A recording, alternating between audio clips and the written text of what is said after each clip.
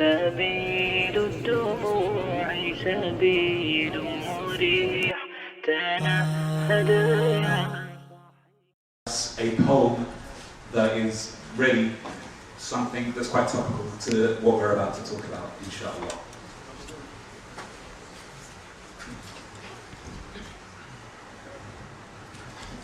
Assalamu alaikum. Just bear with me, I wrote this morning, but I hope it sets the tone for this evening, inshallah.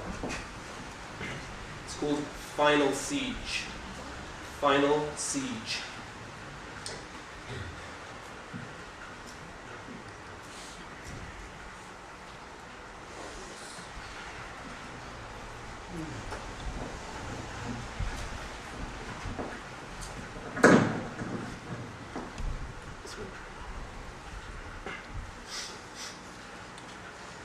This is humanity's last stand for what is right and what is good.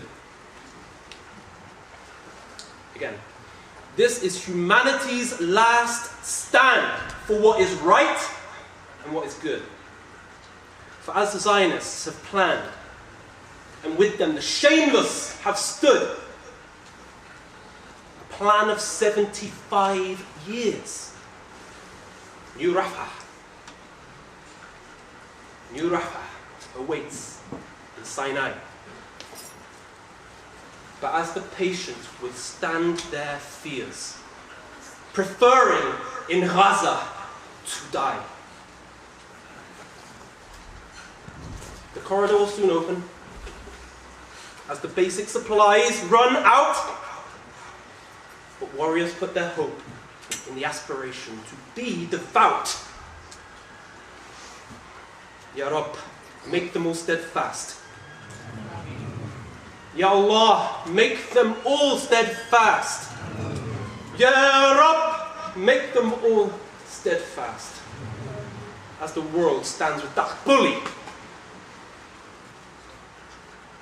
the victory will come at last, as you complete your favors fully.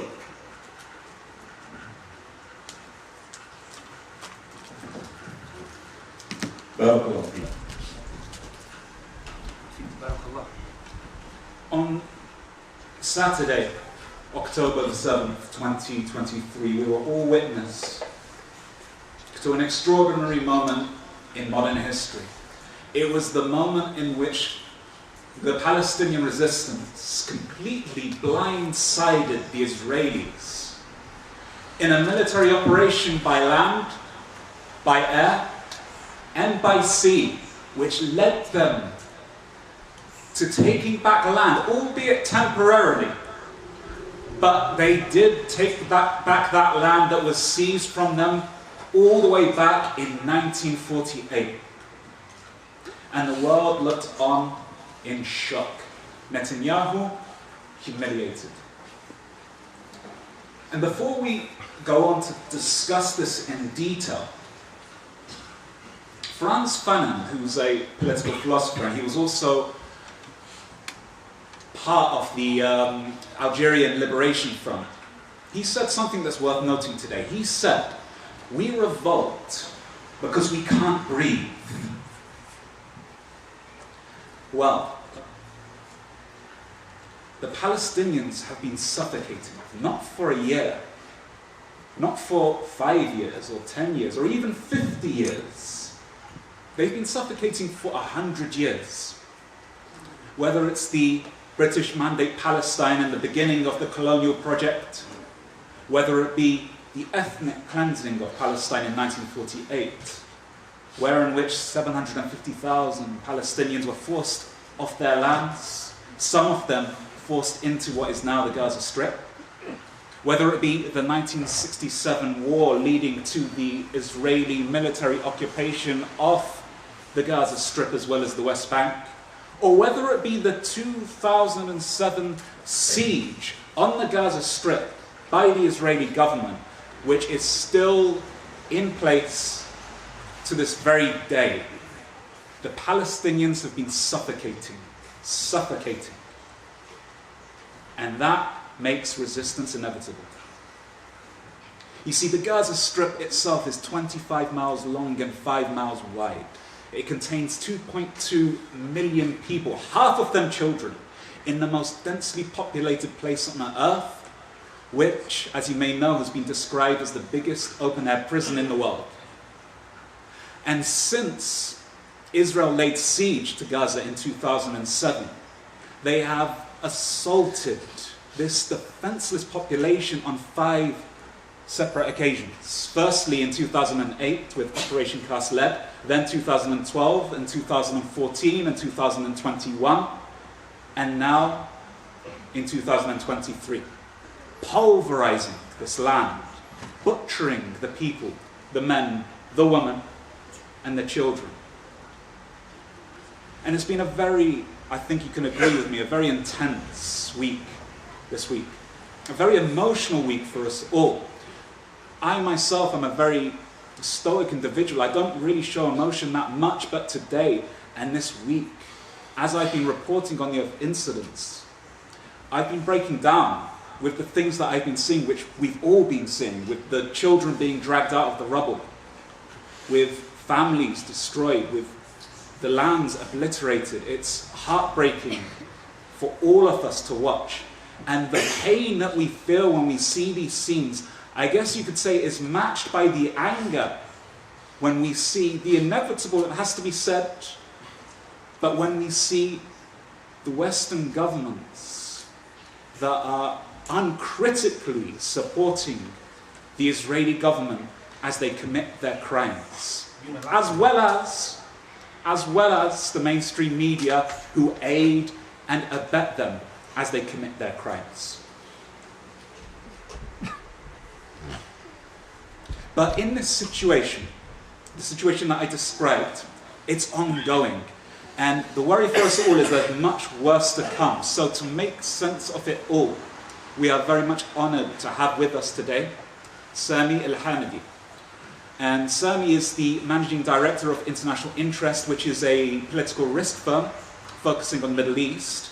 And by my measure, he's really one of the foremost political analysts of our community, alhamdulillah. He appears regularly on podcasts, on various media outlets, and he also publishes as well. Sami, jazakumullah khair for joining us today. And I want to begin by talking, I guess, to set the context about this Operation Al-Aqsa Storm. And it was quite striking because Hamas, alongside Jihad al-Islami and all of the other groups that partook in this operation, they managed to do something that people thought was impossible, which was to breach the Iron Dome defense, to break the defensive line across the Gaza Strip. And somehow, as I mentioned, they blindsided the Israeli occupation, which supposedly has one of the most sophisticated surveillance systems, has an advanced intelligence service. So it really shocked the world, it shocked Israel, it shocked everyone that was watching. And the question presents itself, how were they able to do this, number one? And also, why now? Why not a year ago or 2 years ago or 5 years ago? Jazakallah khair. First of all, thank you to everybody for being here. I confess I went downstairs and I waited, and then they told me everybody's waiting for you upstairs. And I came in and I thought maybe Isha hasn't been prayed yet. So, barakallahu feekum for coming out today. I think that first and foremost, it's easier to set the context by putting yourself in the position of Netanyahu. And some of the stuff that you might hear today might be a bit hard on the heart, but I think it's the easiest way to understand what's happening. Before I begin to answer the question, I think it's important to highlight that we may be on the cusp of another genocide. We may be on the cusp of an ethnic cleansing. There is optimism in the bigger picture in terms of what all these events mean for the wider issue of Palestine and the hopes for Palestine in the future. But in terms of where it stands now, Israeli army has positioned itself ready for a ground offensive, and they're waiting for the political order in Tel Aviv. And the US Secretary of State Blinken is now visiting each of the Arab capitals. He visited Doha today. He's expected to go to Riyadh and then Abu Dhabi. And he's expected to say to each of these rulers, Israel is going to go in, stay out. Israel is going to go in, don't interfere. Israel is going to go in. These are the goals it's going to achieve. When it's finished, then I'll invite you to come and talk. There is a report today that Blinken, the Secretary of State, has banned 3 terms in the Secretary of State Department, in the State Department. He's banned the word ceasefire, he's banned the word de-escalation, and he's banned the word negotiations. None of these words may be used by any US official until Israel completes its strategic objectives, which was not the original American position when the incident first broke out. But we'll get into that maybe a bit later, perhaps through the other questions or the like. I think that to understand how they managed to pull it off, I think it's easier to put yourself in the position of Netanyahu. For the first time since he came to power in 2003, Recep Tayyip Erdogan, the Turkish president, finally sat with you face to face in New York in the United Nations. And Erdogan's message was very clear. I don't want confrontation. I want to build a gas pipeline with you, and I want to build a Middle East corridor with you. The Middle East corridor that was announced in the G20 summit in India, which is a plan in which India will send its goods across the sea to the UAE, and then go to Saudi Arabia, and then Jordan, and then Israel, and then to Europe. Turkey's Erdogan said to Netanyahu, why? We make more sense to be in the corridor, and our developing of ties and relations can facilitate that, and I'm ready to set aside our antagonism in exchange for the development of these economic initiatives.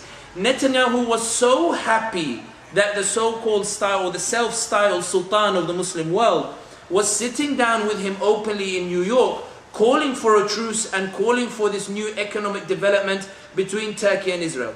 At the same time, Netanyahu has visited Saudi Arabia twice and met with the Saudi Crown Prince Mohammed bin Salman. And according to a Reuters exclusive, bin Salman has told the Israelis and the Americans that he's willing to set aside his demands for a Palestinian state in exchange for 3 things. The first is a NATO-style agreement in which the Americans promise to protect Saudi Arabia from Iran. For those of you who think it sounds ridiculous, Iran's proxies in Iraq have fired missiles at the royal palace in Saudi Arabia. Iran's proxies in Yemen have fired missiles at oil facilities in Saudi Arabia and over Jeddah when Saudi was hosting Formula 1. And Iran to the east mainland has instigated from time to time protests and rebellions in the east of Saudi Arabia. When the Houthis hit the oil facility in 2019, the Saudis were convinced that the Americans would come rushing in and they would punish Iran. Instead, the Americans turned around and said, Wallahi, they don't say Wallahi, but they said, we want to negotiate with the Iranians. We want to talk to the Iranians. We're not going to escalate. And this is what led to the Saudis reaching out to China or the like to threaten the US to say, we are punishing you, we're going to go to China if you don't protect us. Bin Salman has said, I will set aside the Palestinian cause in exchange for a NATO-style security agreement where you protect me and you go to war with any country that sends a missile against me. The second condition, if you give me nuclear technology to develop nuclear facilities and a potential nuclear weapon. And number 3, that you promise to bring your American companies to invest in my Vision 2030, which is supposed to look not like Shanghai, not like Moscow, it's supposed to look like Miami. I want to build something that looks like Miami in Saudi, I need you to help. Biden agreed, according to the Reuters exclusive. Biden replied and said, I can't get this through Congress. Congress won't allow me to give you a NATO-style security agreement. But what I can do is to order something like the 5th fleet. So there's a huge fleet that protects Bahrain. I can order a fleet whose sole order is to protect Saudi Arabia, and I don't need Congress for that. According to Axios, which is close to the Israeli government, the Israelis have agreed to start giving the Saudis the nuclear technology in order to start developing the nuclear proliferation.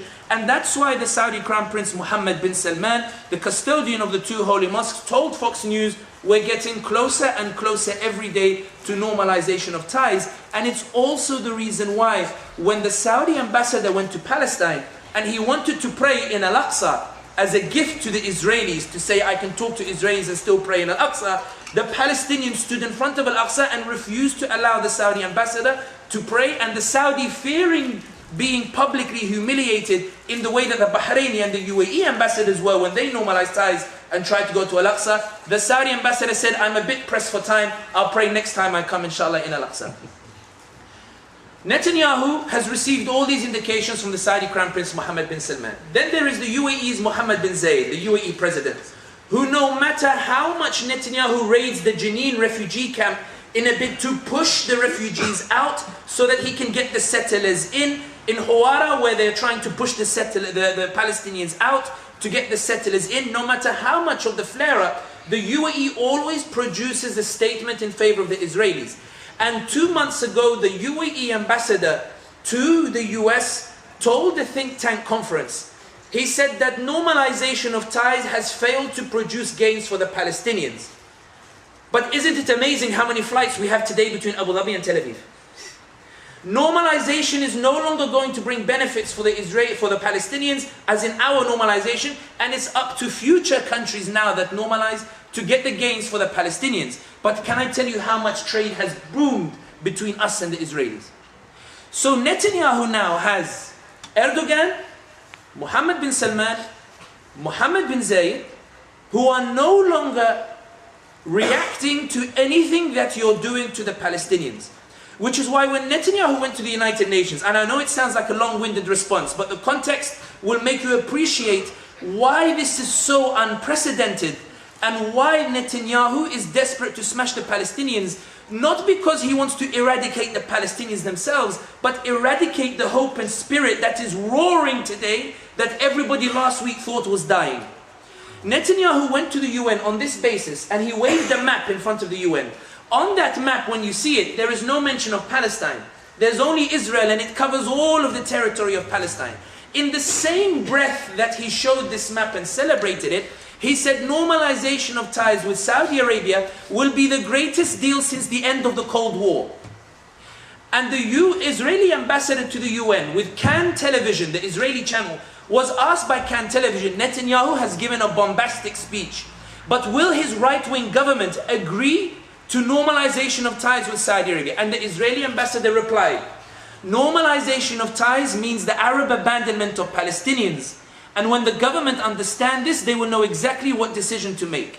So when Netanyahu returned to Tel Aviv, Netanyahu believed that the Palestinian cause was dying, that the Muslim states would no longer support the Palestinians, that the Palestinians no longer had any support, they had nowhere to go, that they're at their weakest point, that Netanyahu was now talking about the potential that within his generation and his premiership, he might actually be able to finally annex more Palestinian territories without any reaction from the Muslim states. In other words, Netanyahu was convinced that Palestinians have no agency because the Muslim states are not supporting them. And this is why when the Egyptians allegedly told the Israelis that there's something coming, something is brewing in Gaza, something might come, this is one of the reasons why I argue Netanyahu ignored the warning. On this particular point, it is worth noting that it's unclear if the Egyptians said, I know there's a lot of people on social media, Sisi, you traitor, treachery or the like, but I'm not defending Sisi, but I think there are two distinct scenarios that are worth appreciating. The first is, did Sisi say to the Israelis that there's an attack coming from Gaza next week and they're prepared and they have everything ready? Or did he say what everybody else is saying in the open, which is that Netanyahu, the more you ignore the Palestinians and normalize over their heads, the more likely you're going to have this time bomb that's eventually going to explode. Which is something King Abdullah of Jordan said 2 weeks ago, which is what Erdogan has been saying for the past year, which is what even some of the Bloomberg journalists and New York Times journalists have been saying. Any Tom, Dick and Harry could have told Netanyahu that if you ignore the Palestinians, that eventually they're going to explode and they're going to whatever. So it's unclear what it is the Egyptians said to Netanyahu with regards to this. But regardless, to put this all into context, so you've sat with Erdogan, you've sat with bin Salman, you're talking with bin Zayed and ties are thriving. You've gone to Biden, Biden says all clear, go with the normalization of ties.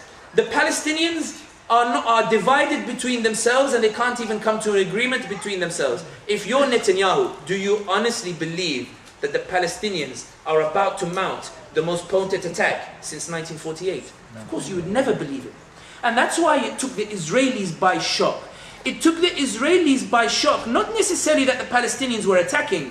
Netanyahu believed that even if the Palestinians attack, what's the worst they could do? They might penetrate the Iron Dome, 1 or 2 rockets might land in Tel Aviv, but we can always then pummel Gaza and they'll go back. Netanyahu did not envisage that for the first time since 1948, the Palestinians would actually retake land back from the Israelis. Netanyahu did not envisage that for the first time since 1948, the Palestinians would be able to hold those territories for more than 72 hours.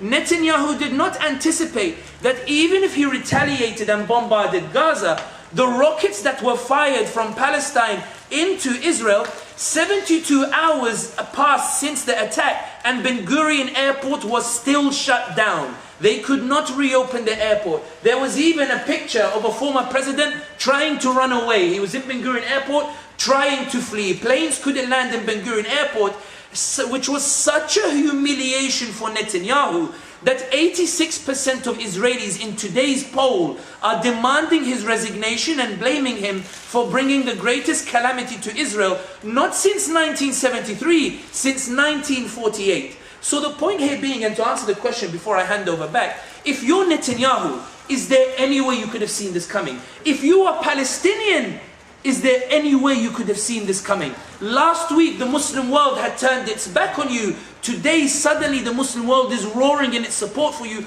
because you pulled off on your own, without the support of the Muslim regimes that were supposed to support you, on your own, with your own agency, without Bayraktars, without Saudi weapons, without UAE weapons, you pulled off the greatest threat to Israel's security since 1948. It was not supposed to happen. And that's why the bombardment of Gaza that's taking place today is not a bombardment against Gaza itself, as much as it's a bombardment of the spirit that is suddenly raging and roaring and suddenly revived. And I'll put this into context, and I promise I'll hand over back to for the next question, but I won't go on for this for too long. My maternal side, I come from an Algerian background. My father was a mujahid who fought in the mountains against the French, and until his dying breath, he could not stand the French. One of my uncles went to France and bought back the tea bags, and my grandfather said, "Oh, this tea bags, I love tea. Oh, it's France," and he threw it out the window. The point is, the French did horrible things, and one of the things they did was, in 1945, and you'll see the comparisons here with what's happening today, which is why I started with the tragedy and why I say that in the bigger picture, there's actually room for hope. In 1945, imagine, France has been liberated from Nazi Germany. France, which was toppled in 2 weeks by Nazi Germany, was finally liberated in 1945. The European powers got together, the Western powers, they wrote a wonderful UN charter. They wrote, every man is born free. Every people have the right to self-determination. Every man is equal. Every man is deserving of justice. The Algerians thought, Allahu Akbar, this is such a lovely document. We want independence and this dignity as well. So in Stif, in Gelma, and these areas, in the eastern areas of Algeria, they decided to get together and to protest. So thousands took to the streets to say, congratulations on your freedom, we want ours now. When they started protesting and the French started clamping down, and they used some militias as well that came from Senegal who were known for brutality to really crush the protesters, the Algerians reacted as well with violence. The French, according to French records, the French had a meeting in Paris in which they said, look, there are two ways we can handle this. We can push the protesters back into their homes and negotiate with them, but then we'll open the door for more protests elsewhere. People will see France is weak. The second option is the option they went with, which is, let us batter them so badly, let us make rivers of blood, let us slaughter them in their thousands, so that they know the price they will have to pay if they even think about challenging our authority in France or in Algeria. Let us smash them, their women and their children. Let us kill them indiscriminately, so that when they start to think about protesting against us again, they will think twice before they ever take to the streets against us again. According to French estimates, so that's the conservative, the ones where they don't tell you the truth, 12,000 died in a week. According to Algerian nationalists, who perhaps exaggerate, 50,000 were killed. Let's go for a middle number between the two exaggerations. 30,000 Algerians were slaughtered in a week. Doesn't compare to any of the numbers you're reading about. When the French were finished, they were convinced that now that we have smashed not just the Algerians but the spirit, they will never rise up against us again. La ilaha illallah Muhammadur Rasulullah. 17 years later, the French were out. 17 years later, the French were kicked out. The Algerians, every historian who writes about Algeria, they declare 1945, the massacre in Stif, as the turning point. It was the turning point when those who were pursuing rights within France turned around and said, this is not possible anymore after today. So a tragedy is unfolding before us, and I hand over now for the next question. The tragedy unfolding before us is ethnic cleansing and genocide. The Israelis have turned off electricity so that the phone batteries of the Palestinians can die, because if you note, the Israelis are telling us what is happening, but the Palestinians are showing us what is happening. That's a quote by Asim Qureshi. I'll give credit where credit's due. I loved it, I saw it on Twitter, and I use it everywhere I go now. The Israelis are telling us what is happening, the Palestinians are showing us what is happening. So before Israel wants to go in and commit its genocide and ethnic cleansing, it wants to make sure nobody in the world sees it. And tomorrow, because somehow the Palestinian phone batteries are not dying as quickly as they thought it was, the communications minister of the occupying forces of Israel have announced that tomorrow they will shut off internet from Gaza. They will shut off internet to make sure you cannot see or hear what is about to unfold in Gaza. But I want to finish on this point before handing over. I know I've repeated it many times and I'm notorious for it, but please bear with me, I promise you. It's because I'm trying to make the point clear.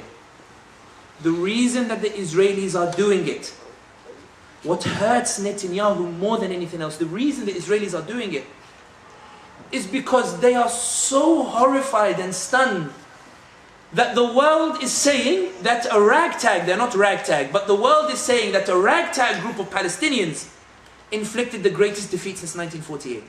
It would have been better for Netanyahu, he would have found it better if there was Turkish support or Saudi support. Then he could say that the Palestinians are weak, but they're being supported internationally. Netanyahu is furious that people are saying, no, it's the Palestinians who have their own agency and their own power, and they're able to fight for themselves and impose for themselves instead. And Bloomberg's front page 2 days ago said that the Palestinians have resoundingly proven that it's a myth that you can normalize ties with Israel and ignore the Palestinian question. That in itself is one of the greatest defeats for Israel and for Biden's administration in their pursuit for normalization of ties. The reality is that Netanyahu is lashing out, not because he feels like he's strong, but because he believes that these victories are so difficult to overturn, and he's smashed the Palestinians and he's caused rivers of blood, and still he can't wipe away the humiliation that the Palestinians have inflicted, a humiliation that will have strong ramifications or sweeping ramifications for the terms of the de-escalation when they sit down and talk about the concessions that are made. And to put that into context, in 1973, the humiliation of the Israelis losing Sinai and losing territory around Syria and the like led to them conceding territory to Egypt. In 2010, 2011, the Palestinians captured a soldier called Gilad Shalit. Gilad Shalit, when he was caught, it was such a humiliation because Israelis are not used to being captured and they're not used to fighting on a level playing field. The Israelis were so horrified by it that the Israelis conceded 1,500 Palestinian prisoners in exchange for the one Israeli soldier. 1,500, not soldiers, 1,500 Palestinians who had been arbitrarily detained, illegally by the Israelis, brutally by the Israelis. That was considered the concession that the Israelis made, because for Netanyahu, even after the ground offensive, he was still humiliated. They said, Netanyahu, you've done your ground offensive and you still haven't been able to defeat the Palestinians. So Netanyahu said, I'll cut my losses, I'll make a concession, take it, and it was considered a humiliation for Netanyahu. And that's why I know that many Muslims are pitying the Palestinians for what's happening, but I think that underplays the extraordinary bravery and the victories that they secured, which I think will be a turning point moving forward for the Palestine-Israel issue. I'll see the ground for the next question, but inshallah. You touched upon it there, but I think we need to actually discuss this in further detail, because we did receive news today that the Israeli government ordered the people of northern Gaza to actually evacuate the area into the southern regions, and gave them a 24-hour deadline. The speculation, of course, is it's a prelude to a ground invasion. Others, of course, all of us are fearful that this could lead to a potential ethnic cleansing, a second Nakba, if you will. The question that I want to put to you is this. how do you see this playing out in relation to Netanyahu and his position? Because, and I'll add this as context, the last time there was a ground invasion into Gaza, the Israelis got stunk. It's a very difficult incursion, and Netanyahu, as you mentioned, has already suffered a severe humiliation, and he recognizes the danger of entering in. So, and I might add to that as well, in previous assaults of the Gaza Strip, the American government has always given Israel a window of opportunity to inflict as much destruction as possible until it becomes politically unfeasible to continue, so they rein them in eventually. This is very different. This is very different because of the fact of the preemptive attack and because of the fact that the Palestinians were able to penetrate into the Israeli territory. So the question really is, how do you see this playing out? And what do you see as a satisfactory conclusion for Netanyahu and the Israelis? Is it, as their stated aim is, to destroy Hamas, which I don't see how they will be able to do so? And of course, as it always is the case, it's their desire to restore their deterrence capacity, to strike the fear into the Palestinians such that they'll never think about doing something like this again. So how does this play out going forth? I think that when it comes to the ground offensive, I think that let's take a look at the calculations that Netanyahu is making. So Netanyahu believed that within 48 hours he would be able to drive back the Palestinian offensive. And he didn't. When the Israeli Interior Minister announced in the first 48 hours that they had retaken the settlements, the mayor of one of the settlements came out on video and said, "Stop lying, there's still clashes going on here." When within 72 hours the government said that finally we've managed to restore order on the Gaza border, Ben Gurion Airport was suddenly announced to be shut down because the planes couldn't land because the rockets were going in. What that shows is that Netanyahu has desperately been trying to give off the image that everything is under control. But the reality of the situation has always been able to dispel the myth that it's under control and that he doesn't have it under control. And that's why there was a viral video amongst the Israeli social media of these two individuals who lost family members, who are shouting and saying, "Netanyahu, we hold you responsible for what happened. Resign and leave now."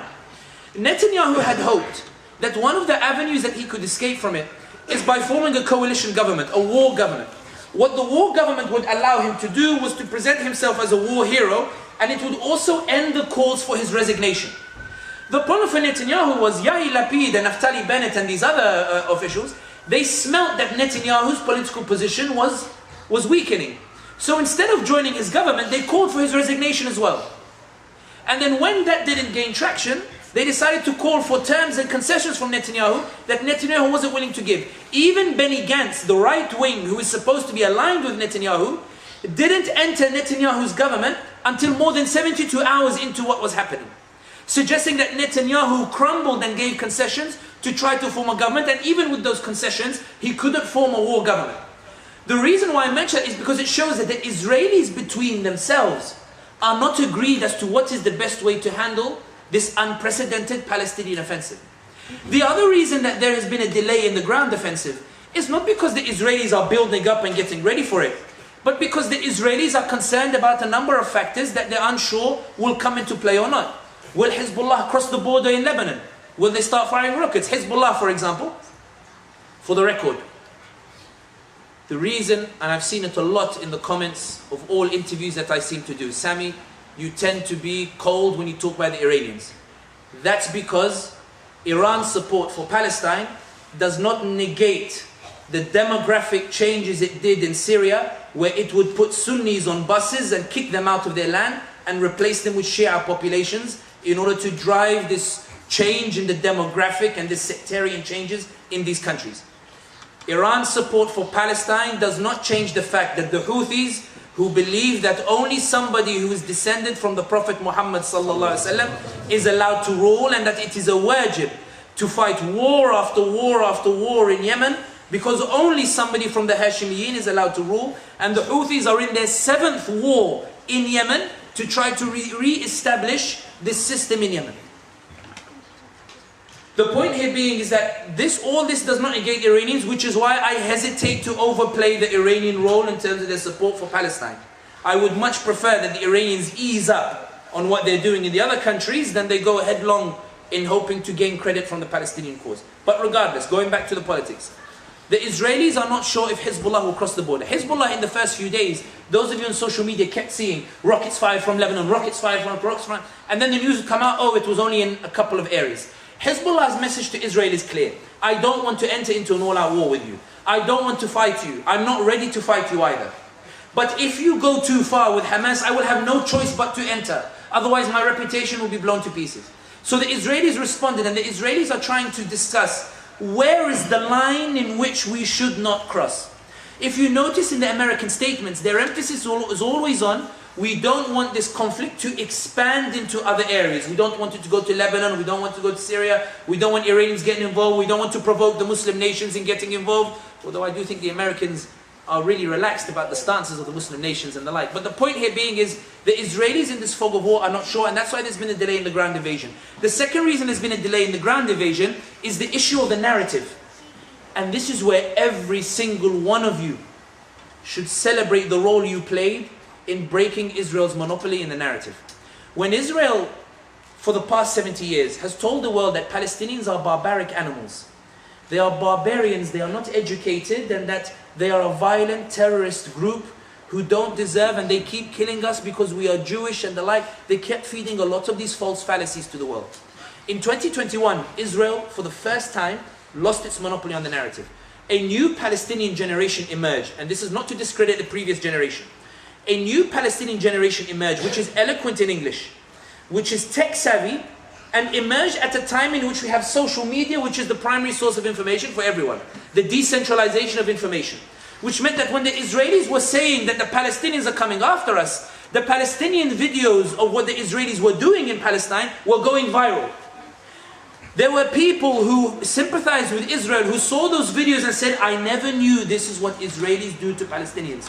That's why Benny Gantz, the defense minister of Israel in 2021, he summoned the directors of TikTok, Facebook and Instagram and had a meeting with them and said to them, I want you to take down all the Palestinian content.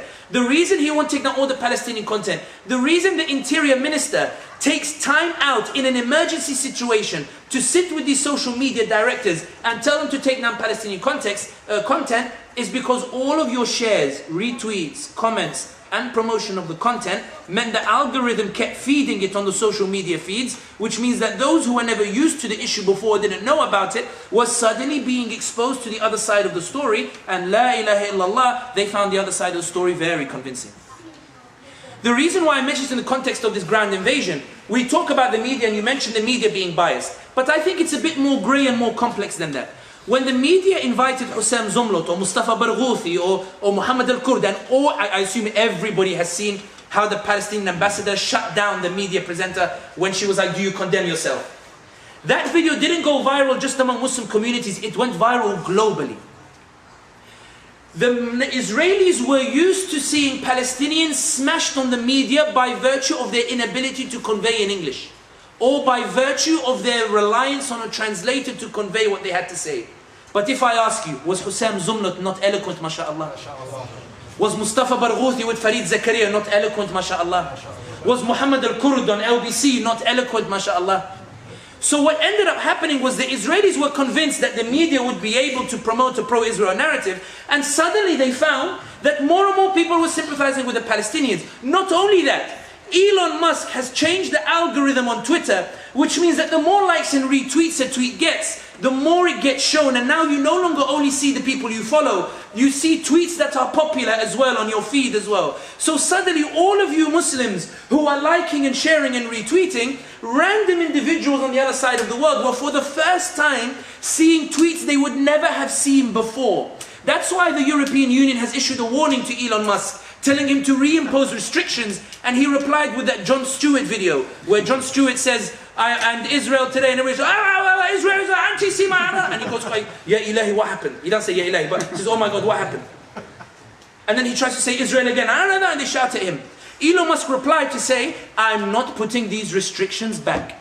That's why sometimes Muslims, they always talk about in a bleak picture, and what can I do? Wallahi, you are part of this battle and you've delivered emphatically. You delivered so emphatically that Netanyahu had to make up a lie about 40 beheaded babies. Netanyahu had to make a lie about rape. He had to make a lie that the Palestinians had harassed the Israelis. Now imagine, in the first few hours, Al Jazeera published a video of a Jewish woman surrounded by Palestinian fighters. And the Jewish woman is panicking, holding her baby. And the Palestinian fighters are shouting, "Usturuha, usturuha, cover her, cover her, protect her and reassure her. Let us show her a humanity that doesn't exist with the apartheid regime." Yeah, Akhi, Sami, we've all retweeted it. Initially I saw it on a feed by a Saudi activist called Umar ibn Abdulaziz. And he put in Arabic, "Ya alam, tarjimuha wanshuruha." Translate it and so quickly I took the tweet and I went, there's not enough space. I only have about 40,000 followers on Twitter. I've never had a tweet within 2 hours reach 1 million. On Umar bin Abdulaziz, it got to 8 million. On another account, it was 20 million. On another account, it was 40 million. That video went viral. Imagine the neutral who's been told the Palestinians are animals. Imagine how they suddenly feel when they see that. They suddenly think, hang on a second, something here is not normal, something is not processing properly. But I'm not convinced. Then that Israeli settler on Channel 12, everybody's seen it. They came into my house. And I was worried, I was scared. She's sitting relaxed, very calm, chilling. And he says to me, "Don't worry, I'm Muslim, so I won't hurt you." And her reaction is this, her face is this. I felt relieved, and I was suddenly calm. And the presenter says, "But what did they do? What did they do? What did they do?" They walked around for 2 hours. One of them for something from the kitchen. One of them said to me, saw the bananas and said, "Excuse me, can I have one?" And I said, "Of course, go ahead." And he ate the banana. He smiled at my kids and they left. Put yourself in Netanyahu's war room. Let's do this join me with the political risk analysis. Be part of my industry for a few minutes. Put yourself in Netanyahu's war room. Your multi-billion-dollar PR enterprise is trying to tell the world that these people are animals. But the most viral videos are showing that these Palestinians are human. We're in a panic. We need a lie. Send the I-24 reporter. Send her to one of the settlements and say that there are 40 babies who have been beheaded. Now here's where tragedy strikes. Not only does the lady claim, and then later she says, "I didn't actually see it." But mainstream media, and here is where I blame them, they were so desperate to believe that barbaric Muslims, they were so desperate not to believe that Muslims could be human. They were so desperate for something to say, "No, they're not human, they're barbaric," that they dropped all journalistic standards and they began to share it. And this is where I think there was a setback in the PR narrative. But Netanyahu, when he was convinced that he had finally succeeded in changing the perspective, again, I'm not exaggerating here. I'm not trying to make you guys feel good about yourselves. I'm telling you what it is. Because of the algorithm on X, and because I assume every single person here lambasted the accusations. You're lying, you're this, where's the proof, and whatever, and that kind of thing. The I-24 presenter issued a clarification that she didn't see it. Then the independent journalist said, "I didn't see it, it was an IDF source." Then the CNN reporter said, "I didn't see it." Then suddenly, everybody was retweeting those. So suddenly, all the news outlets that had reported it are trying to backtrack now. No, it's not confirmed, it's not confirmed. And then CNN, which for 24 hours ran with the story, 4 hours ago, before we meet over here, the CNN presenter comes out, "I apologize sincerely for promoting this story that has turned out to be false." This is what I mean. Abu Sufyan said, "Al-harb karru far." It's some days for them, some days. But this war of narrative is a war that you're fighting. The reason they had to backtrack was not because they suddenly had a change of heart. They knew that it wasn't confirmed. They knew that the story could be false. The only reason that they backtracked was because you forced them to by the overwhelming public pressure that forced them to do so. Going back to the question why that links is because Netanyahu could not do a ground invasion when the world thinks the Palestinians are human.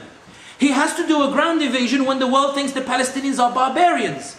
So when the 40 beheaded babies was debunked, they had another accusation, which is that they killed a woman and she was naked and they paraded her on the back of a jeep. Then Newsweek reported that the lady is actually alive and she was being taken to hospital to be treated for injuries because she got caught in the crossfire. Another deadly blow to Israel's PR machine. So Netanyahu could not launch a ground invasion. And this is why Netanyahu proceeded to cut the electricity. Because Netanyahu's policy now is, the lies aren't working, let's just cut off their communication to the rest of the world. And the media have said, if you see Noura Erekat, she's very eloquent on the media, Noura Erekat has reported that her media, she was being invited to media for the first 48 hours. Now the Palestinians are being cancelled from the media.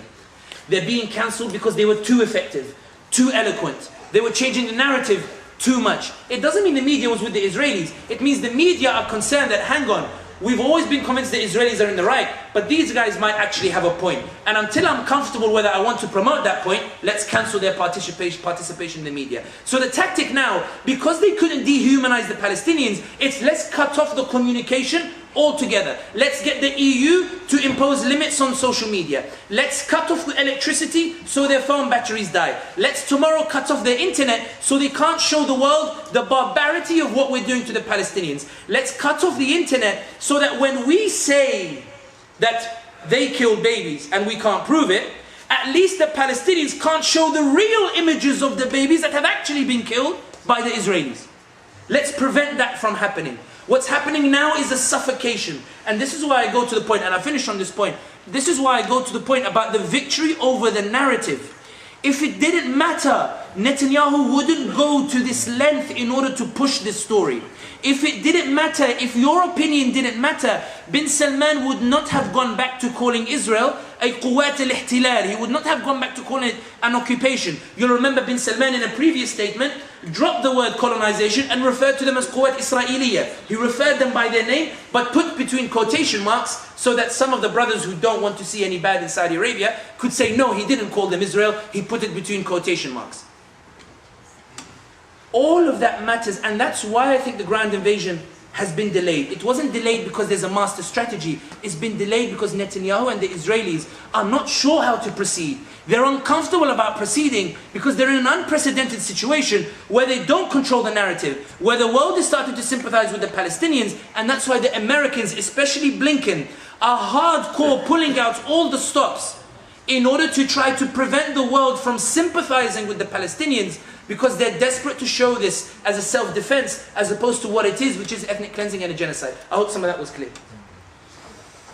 I want to turn to the Palestinian resistance in the time that we have left, because I think it's really important to discuss this. Before they undertook this operation, Al-Aqsa flood, they knew full well that what they were about to embark on was going to lead to a massive reaction from the Israeli government. That was clearly obvious to them. They knew that they were going to bring destruction upon the Gaza Strip by the actions that they were going to take. Now, that means that there would have been some kind of political calculation in taking this action in the first place. They must have had in their minds a set of objectives, and they must have had in their mind what they envisaged victory would look like from what they were about to embark upon, right? So the question I really want to put to you, and this is an interesting and important one, is what have they gained, or what are they likely to gain from this undertaking that happened a week ago, when the dust settles in, say, 6 months' time? What will have significantly changed for the Palestinian people that perhaps the resistance fighters were envisaging when they went about this action? I think that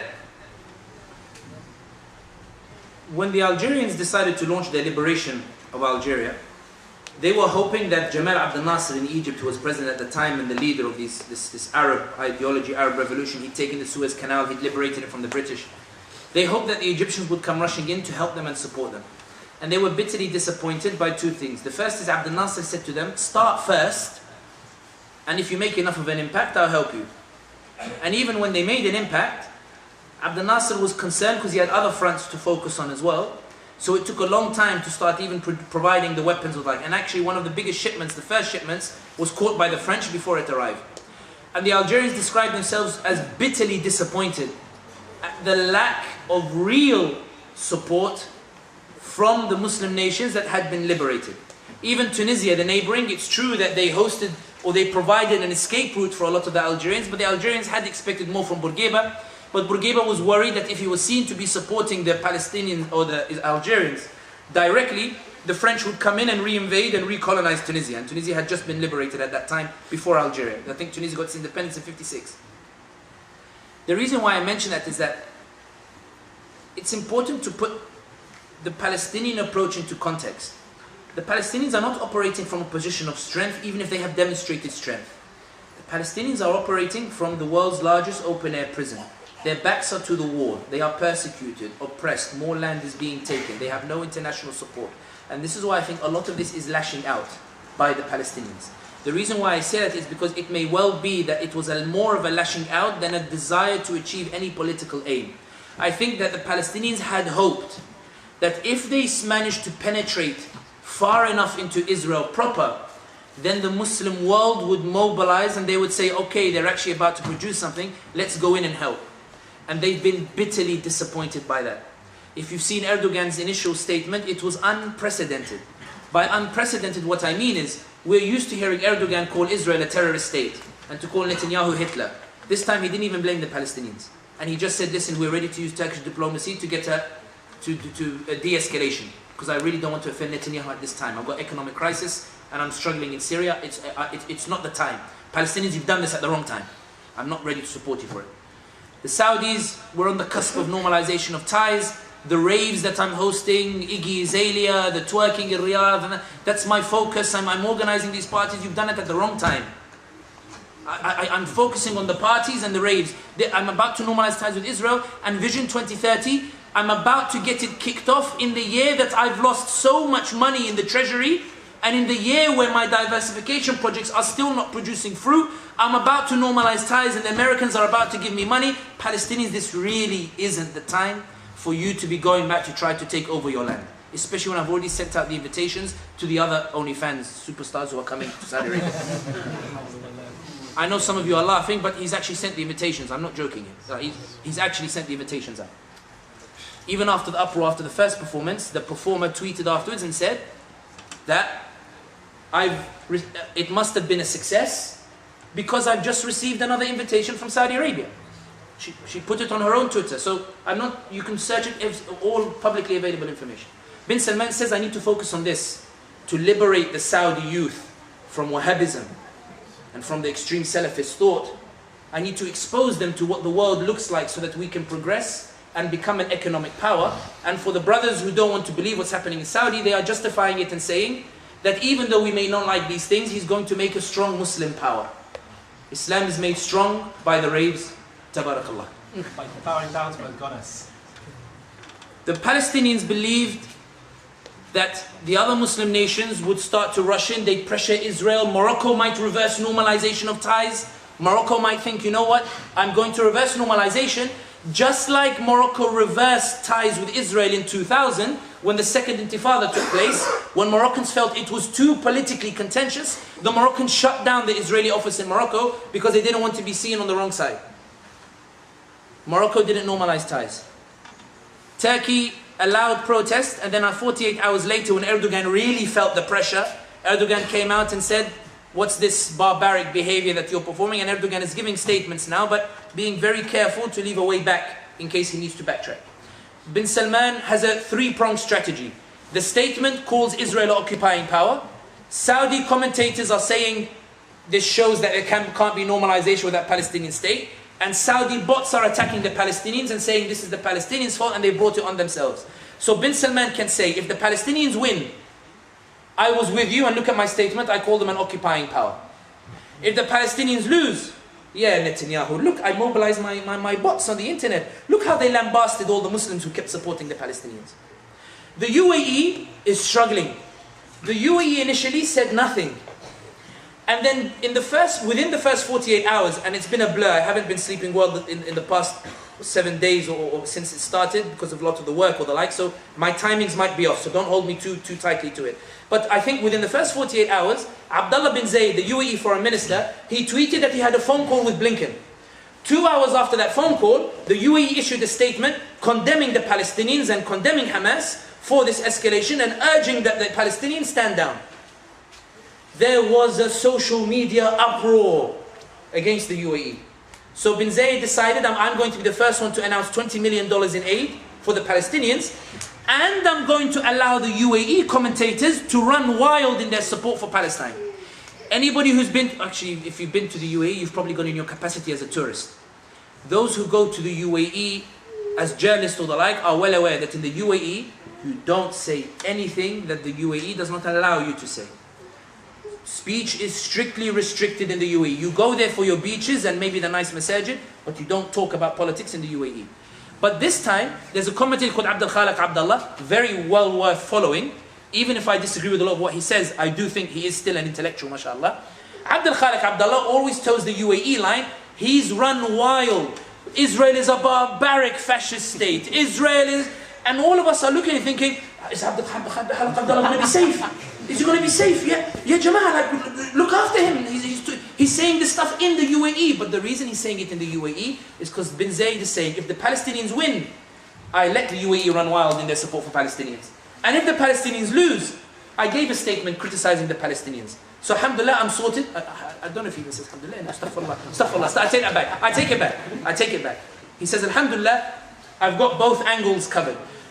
The reason all this links back to the question is because I think that the Palestinians didn't have a political strategy in so much as they wanted to remind everybody that they're there and that they had nothing to lose, and therefore let's just go for it. Everybody is normalizing over our heads. King Abdullah is saying that they're flying over our heads to normalize ties. Let's remind everybody that we're here. And if that was the aim, they've succeeded emphatically. It's important to stress, and I'll finish on this point. The reason Netanyahu wants a ground invasion, why he wants to go into Gaza, is because if he de-escalates now, the conclusion of every single journalist will be that the Palestinians have destroyed the Israeli narrative that the Arab states can normalize at the expense of Palestine. In the US today, they are saying that the Palestinians have proven that we cannot ignore them and we have to end this process of normalization where we don't engage the Palestinians. That in itself is a major victory. And the last point I'll make, and I keep saying last point, but the last point I will make is this. When Blinken spoke to the Turkish foreign minister in the first 48 hours, usually foreign ministers on their tweets, they produce a summary of their phone call. We discussed the need for restraint and the need for, it's always cold language. Blinken's Twitter, he tweeted, or his team tweeted, I assume there's a team that runs it, we discussed with the Turkish foreign minister the need for restraint and the ceasefire, and an immediate ceasefire. Within 1 hour that tweet came down. And it was reposted and ceasefire was gone from the tweet. Which suggests that in the American room, think about it, someone in the American room posted ceasefire, posted the truth, and somebody came in and said, no, I don't want the policy of ceasefire, remove it. Which suggests there's no consensus. Which suggests that there is division, and which suggests there is concern and lack of clear strategy about how to proceed on this. The reason why I mention this is think about it, and this is the final sentence. The Palestinians, in what they've done over the past 4 days, is they've made Saudi scramble to produce 3 different PR fronts. They've made Turkey scramble to produce 2 different PR fronts. They've made UAE go back and forth, do we condemn Palestine or the Israelis? They've made the Americans fall over themselves in terms of what statement and what should be our position. They've made the Europeans fall over themselves. You'll have seen that Oliver Valli of the European Commission said we're going to stop all aid to Palestine. And then Josep Borrell, the High Commissioner, said no, we're not stopping all aid to Palestine. And then Spain came out and said we're not going to allow aid to be stopped to Palestine. And then von der Leyen put the Israeli flag on the European Parliament and went to Tel Aviv without EU permission, which shows that the EU are falling all over themselves as well. That's not because a major power made them do it. That's because the Palestinians who we pitied last week have shown that they're a mighty force. And Allah has said that I will give them the power even if you choose not to. I'm just going to give a follow-up question before opening up, if that's okay. Just a quick follow-up on what you were saying there. In relation to Erdogan, specifically. He gained, over the last 20 years, a lot of currency with the Muslims around the world because of his overtly Islamic character, because of the revival that we've seen in Turkey in relation to Islamic culture and the things that he's achieved. No one can take away from him. But as you mentioned, we've seen a very neutral stance from him thus far, and it has hardened very slightly in the last couple of days.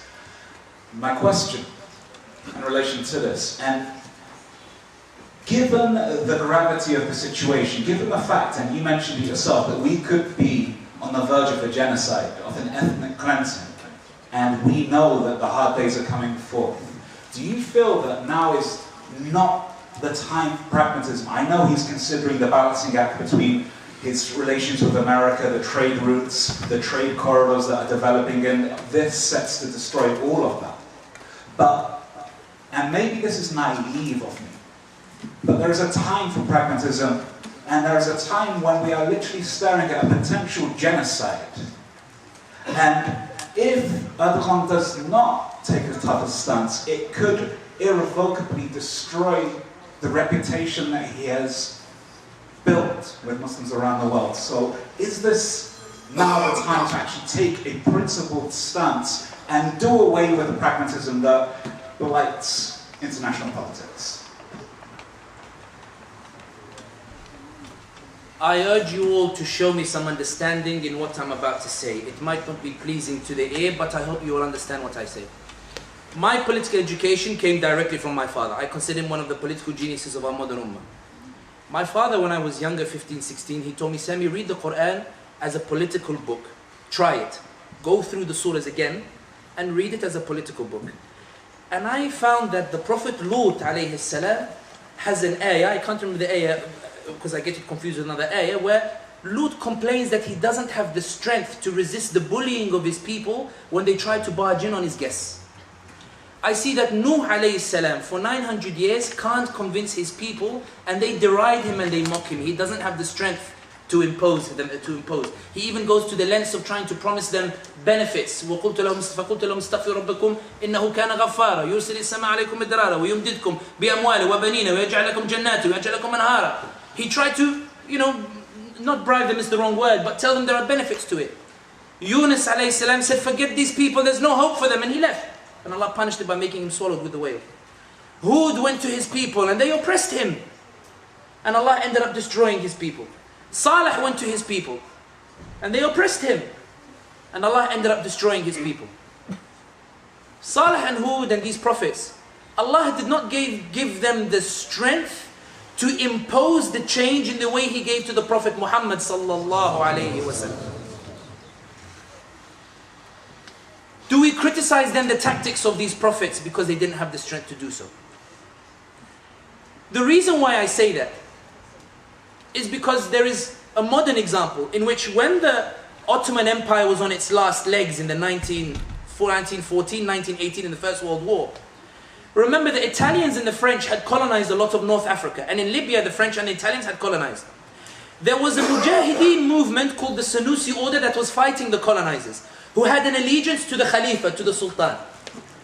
Now the Khalifa at that time was a puppet of the Young Turks, of the secularists. They had toppled Sultan Abdul Hamid II, and he was a puppet of the Young Turks. And the Young Turks were fiercely nationalist, and they were ready, they saw everybody who's non-Turk as expendable in their fight to push back against the ones who were coming to take over Turkey.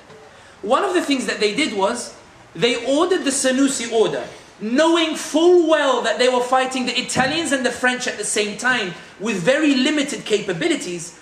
They ordered the Sanusi order to go and attack the British in Egypt.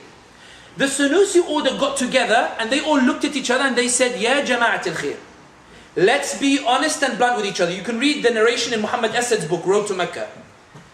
Once we go and attack Egypt, we will be annihilated. We do not have the strength by any stretch of the imagination to fight France, Italy, and the British. The only reason we have a lifeline so far is because the British are jealous of the French and the Italians, and they're happy to see us be a thorn in their side, so they turn a blind eye to the weapons that are coming to us. Brothers, once we attack Egypt, we will no longer have the supplies that allow us to resist the Italians and the French. Should we obey the Sultan or not? Half of them said we should obey the Sultan and we'll go to Jannah and we'll be annihilated and eradicated. And the Libyan movement for independence would be set back 40 years. And the other group said, no, we shouldn't obey the Sultan. We have pragmatic, practical reasons. If we are annihilated, the French and the Italians will do to the Libyans what we would never do to our enemies. They decided to attack the British because they felt that the loyalty to the cause, to the Ummah, trumped the immediate concerns and interests that they had, which were also Islamic and noble. They were decimated. Weapons stopped coming. The French and the British started coming into Libya. They took more and more and more and more, and there was a hopelessness for the next 20-25 years when they hoped that Ataturk would come and help them because they had sacrificed for the Turks. They had sacrificed for the Ummah. They believed the Ummah would pay it back. Ataturk told them, this is Turkey. Ma'a salama, bye. Exiled the Arab scholars who had gone to rally the Turks to his support. And they went back despondent, wondering, was it worth going to attack the British on the orders of the Sultan, given the Sultan treated us like an expendable force, and now we're under heavy pressure. And those who've seen the film of Omar Mukhtar, you've seen the brutality of what unfolded. Which was the correct decision? To obey the Sultan who's ordering you, or to preserve your movement in which you're fighting against the Italians and the French? It's not an easy decision to make for those of you who believe in loyalty to the Ummah. For me, it's an easy decision. They should have disobeyed the Sultan. The reason why I say this is if Allah Himself in the Qur'an is talking about prophets who did not have the strength, and Allah said to the prophets, to Lut, Lut, you don't have the strength. Leave your city, leave your village. As-subhu qareeb, I'm going to demolish your people. And do not look back. Do not look at what I'm about to do to your people. Allah destroyed him with His own hand, not through the hands of Lut. And Lut left, despairing at the fate of his people. Salih left his people, Allah destroyed them. Nuh, in the flood, is shouting to his son, son, come and join this. And he goes, no, I'll go to the mountain. يَعْصِمُنِي مِنَ الْمَاءِ, it will keep me safe. And Nuh is in such distress, he says to Allah, Allah, you promised to rescue my family. Nuh is in a position of weakness in our modern sense, in the way that he can't impose himself on his people. He's not the one who imposes the punishment, and he can't even save his son. And Allah tells him, don't ask me about your son, laysa min ahlik. He's not from. The point here being is this: if those prophets were limited in their ability, it's not a bid'ah to say that Erdogan is limited in his ability. When the Prophet Muhammad sallallahu alaihi wasallam, and I know this is painful on the ear, I know it's painful on the heart. When the Prophet Muhammad sallallahu alaihi wasallam signed the Treaty of Hudaybiyah, Suhail ibn Amr tried to humiliate him because the Prophet is far from being humiliated. They wrote Muhammad Rasulullah, and Suhail ibn Amr said, Ya Muhammad, if we thought you were Rasulullah, ma qawamnak, we would not have resisted you. Erase this Rasulullah. Ali ibn Abi Talib said, I'm not erasing it. No way. And Muhammad sallallahu alaihi wasallam said to him, Ali, erase it. Ya Rasulullah, what? Erase it. Prophet sallallahu alaihi wasallam erased it. Muhammad bin Abdullah. When they signed the treaty, Abu Jandal comes running. Ya Rasulullah, take me with you, take me with you. Abu Jandal had been locked up in Mecca because his father didn't want him to go to Medina. There were reports that he had even been in chains. And he said, Ya Rasulullah, take me with you. The Prophet ﷺ responded to him, Ya Abu Jandal, sabr, sabr. Be patient. I've just signed a deal, I can't take you back. If I was a political commentator at that time, I don't know how I would have reacted. Would I have gone to Twitter and said, Ya Muhammad, astaghfirullah. But I won't say the sentence. But you can imagine how can you leave Abu Jandal behind? And some would argue it's a legitimate criticism. But Allah subhanahu wa ta'ala vindicated the Prophet Muhammad sallallahu alaihi wasallam. Umar ibn Khattab expressed the outrage so that nobody thinks, Sami, how dare you talk of the Prophet like this? Umar ibn Khattab expressed the outrage. Alasna ala al-haq. Are we not on the truth? Why are we signing this humiliating agreement and leaving Abu Jandal behind? In the same way that me and you are saying, these shameless rulers, in particular Erdogan, you're not doing anything.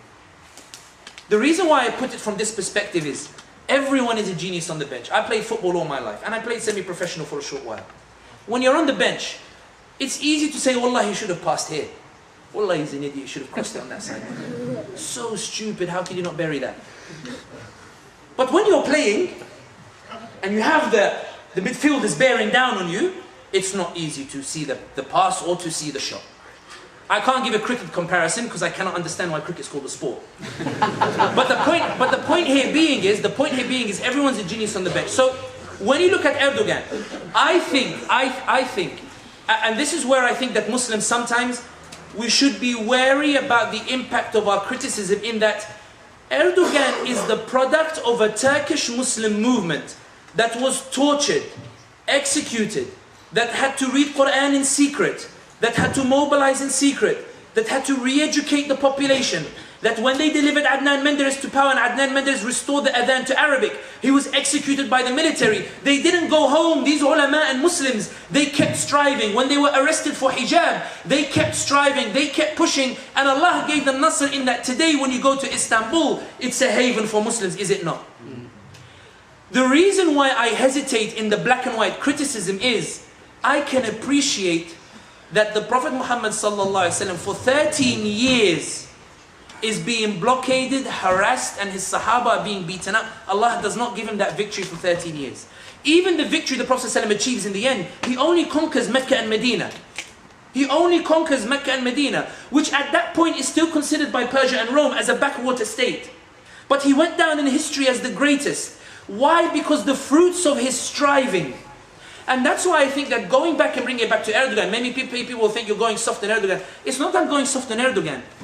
It's that, look, Allah subhanahu wa ta'ala decides to do what He wants, when He wants, in the way that He wants. That's what Surah Hud is demonstrating. That's why the Prophet sallallahu alaihi wasallam says, "Shayyibatni Huda." Because what Allah is saying to Muhammad sallallahu alaihi wasallam in that surah is, إِنَّكَ لَن تَهْدِي مَنْ أَحْبَبْتَ. You will not be the one who guides them. I choose the one who is guided. If you don't succeed, I will destroy the people. I'm the one who decides ultimately in the end. And that's why subhanAllah, Allah rewards the striving. The point that I'm making here is this. I think it's legitimate, and this is where I sound really dark, and I hope that you forgive me, and may Allah forgive me. I think that it's understandable for Erdogan to say, I'm too weak to do anything. I think it's understandable for Erdogan to say, I'm struggling, I've got this far not by myself but because of the Muslim movement that from 1920s provided an environment in which I could come to power and begin to try to manifest some sort of Muslim might. So I accept that. Should he do more? Perhaps yes. But I'm the guy on the bench. I'm not the guy on the playing field, on the pitch. I'm not the guy watching the Americans try to set up an independent Kurdish state in Syria so that it can be a thorn in my side in the way Armenia is between Iran and between Azerbaijan and between Turkey. So Erdogan's situation is humiliating in that he could do more. But I would urge Muslims to always, and part of my job as political risk consultant is to put myself in the position. The Prophet Muhammad ﷺ himself chose his battles, chose the wars that he fought. And if you think even the battle of Khandaq, the war that he didn't choose, if a political commentator was there at the time, they'd be like, the Muslims are hiding in trenches. It was Allah who rescued them. Allah rescued them with a storm. It wasn't that they went out and they drove them back. Allah rescued them with a storm. When the Prophet Muhammad ﷺ was digging the trench and saying, I see the pearls of Persia, the Munafiqeen, they laughed at him. They said, Wallah, all the Arabs have gathered against him and he's talking to us about the pearls of Persia. And Allah gave him victory. So they strived in their capacity that by all objective measures meant they could not resist the opponent, and Allah rescued them from them. The reason why I mention all of this, even though it sounds like, Sami, where's your ear and I've done this? What I mean is that it's true Erdogan should do more. But I also think that given that Erdogan is the product of the jihad of Muslims in Turkey itself, we should also appreciate the circumstances of what's happening. If Erdogan was to go in with the Bayraktars or the like, what everybody is concerned about now, and I'm just throwing it out there. What everybody is worried about is not that Gaza will be ethnically cleansed or that there will be genocide, even though that's a horrible fate. What they're worried about is World War III. I know it sounds like a conspiracy theory, but what they're worried about is Hezbollah will cross from Lebanon. So the Americans will start hitting Lebanon, and then the Syrians will get involved. When the Syrians get involved, the Iraqi militias will cross over into Syria. And then Iraq will be plunged into war between the US military bases and between the militias. That's going to spill over into Saudi. The Saudis are going to have to force to choose a side. The Iranians are going to get the Houthis to start firing at Saudi to force them into a position. And then the Emiratis are going to allow US military bases for planes to take off in order to help to bombard their Muslim brothers. And then the Pakistanis are suddenly in a very awkward catch-22. Do we get involved? Do we not get involved? The fires of war are spreading in Egypt. Egypt, the Rafah border crossing. The Gazans are coming in inside. The Egypt army has to do something. It decides to mobilize. When it mobilizes, the Americans want to hit them from Libya, so they go from behind. And they want to hit them from Sudan, so they go from behind. Suddenly the war expands and it becomes uncontrollable. The question that all the politicians are asking themselves is, do we want a wider war? Or do we all stay out and watch and hope that this de-escalates quickly? And the reason why I say that, and I finish on this point, is there is no easy answer. There is no black and white answer. There is no easy answer to this politics at all. There is no easy answer to what happens. And everybody's operating based on a set of information that they have, that somebody else might not have. It's a fog of war. Everybody's operating based on that. And we are as well. We're saying Erdogan should get involved, but we don't know if Erdogan even has the capacity to get involved. Bayraktars are all well and good, but the Americans shot down a Turkish drone in Syria. We don't know if the Americans, who have far more sophisticated weaponry, they might be able to humiliate all the Bayraktar drones, and we'll say, wallahi, suddenly now, Turkey was our haven, and we've compromised the whole haven of Turkey because we were so desperate for Erdogan to show a macho gung-ho. It is heartbreaking to say this. It is heartbreaking. And that's why I want to finish on this particular point, which is that the reason that we're talking about this in the first place and the possibilities is because when everybody thought the Ummah was powerless, the Palestinians showed that we have power. Erdogan in Nagorno-Karabakh with the Azeris, when they finally liberated the territory that the Americans didn't want to give back for 30 years, we showed Muslim power there. When Mahathir Mohamad and Erdogan and Imran Khan wanted to meet in the Kuala Lumpur summit, Bin Salman panicked so much at the display of Muslim power that he felt could translate into something, that he decided to call Imran Khan and Joko Widodo of Indonesia and say to them, Wallahi al-Azim, if you go to Kuala Lumpur, I will send all the expats that live here, I will kick them out of the country and I will draw all the financial investment. Imran Khan turned around and said, if he does that, will the Pakistanis still have my back? If I asked you that question, do you think they would?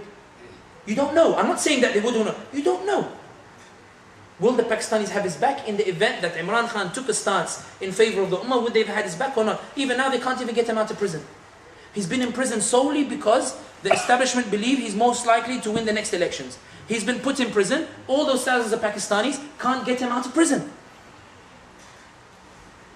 So it shows, even in Malaysia for example, Mahathir and Muhammad Najib, they were all from the same party, and Anwar Ibrahim. They splintered into 4 parties, and now Anwar Ibrahim is compromising on the Malaysian identity because he needs the Chinese support. He's making compromises that Mahathir Mohamad would never have made.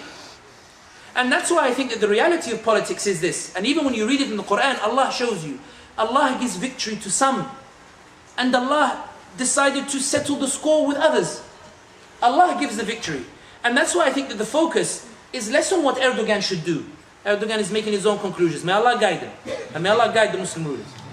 But what I want to focus on more than anything else, because it sounds like I'm defending the rulers, but I'm not. I'm saying that it's not an easy industry. Everybody likes to talk as if it's easy, but it's not.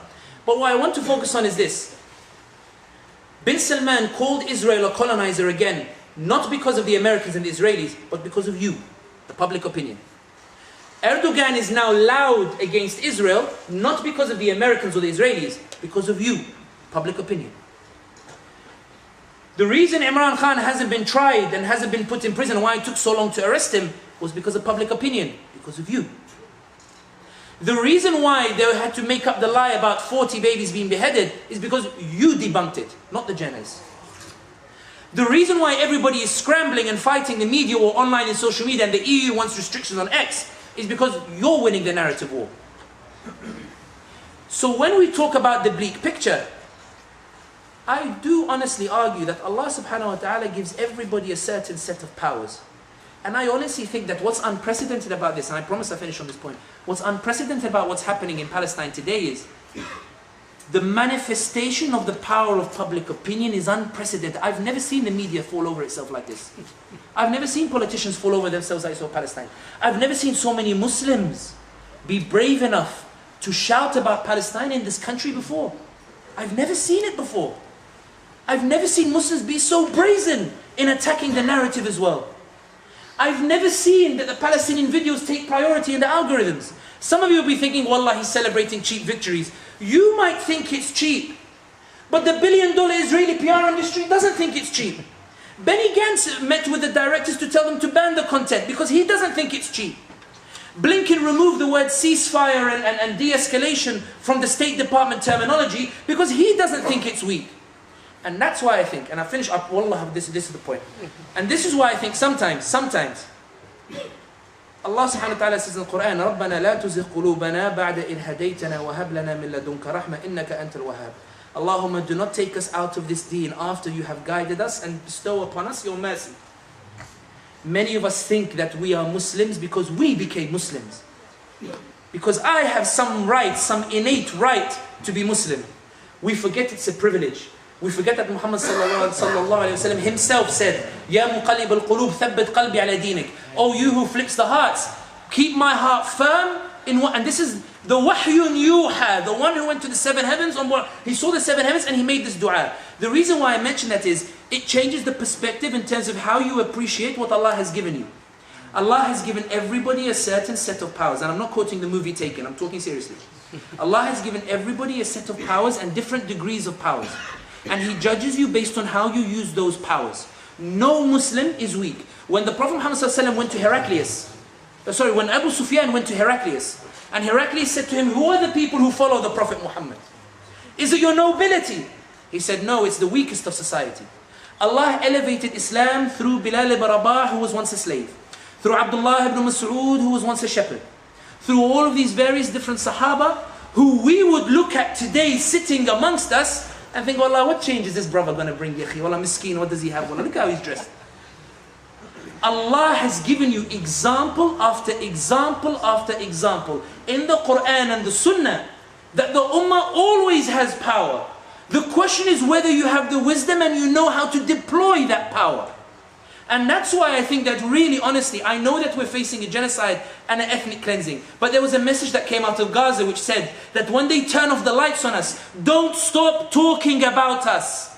Raise our voice outside. Ya Ummah, speak on our behalf. Don't let them forget us, because the reason they're turning the lights out, the reason they're turning off the internet is because our voices hurt them. Our voices pressured them. Our voices made them trip over themselves. Our voices made them buckle. Don't think that your word is cheap, Ya Ummah. Speak on our behalf, because I can see the fear in Netanyahu's eyes. He's bombarding me not because he thinks he's stronger than me. He's bombarding me because he believes that his political future, he's about to go down as the worst Israeli prime minister in history. He's bombarding me because when he told the Israelis that I was done for, I've shown the world that I'm here, I'm alive, my cause is alive, and nobody can ignore my cause. Ya ibadallah, keep talking, keep raising the voice. You are producing a victory even if you don't appreciate that victory. And that's why I think, subhanallah, Allah is the one who gives the victory. We are the ones who strive. Allah decides victory and defeat. We are the ones who perform the battle. Allah is the one who will decide the course. Allah will decide how it pans out. Allah will decide how it ends up. Allah is the one who knows the unknown. Allah is the one who knows how everything is going to be at the end of the day. But we don't know, so we strive, hoping Allah will guide us to that which produces the best settlement. And that's why I think that when it comes to what we can do and appreciating the powers that we have, Ya ibadallah, never think you're weak, because Allah blessed you with this deen. And when He blessed you with this deen, it's an amana. He didn't bless you with the deen so you could stay quiet. He blessed you with the deen to say amr bil ma'roof wa nahy anil munkar. The Prophet Muhammad sallallahu alayhi wa sallam said that man ra'a minkum munkaran, he who sees something that is wrong, فَلْيُغَيِّرُهُ بِيَدِهِ, let him change it with his hand. And if he can't with his hand, acknowledging that there may be points you are weak. If you can't with your hand, then with your tongue condemn it. And if you can't with your tongue, then condemn it in your heart, for that's the weakest of faith. Brothers, we're in the second category. We're not in the weakest of faith.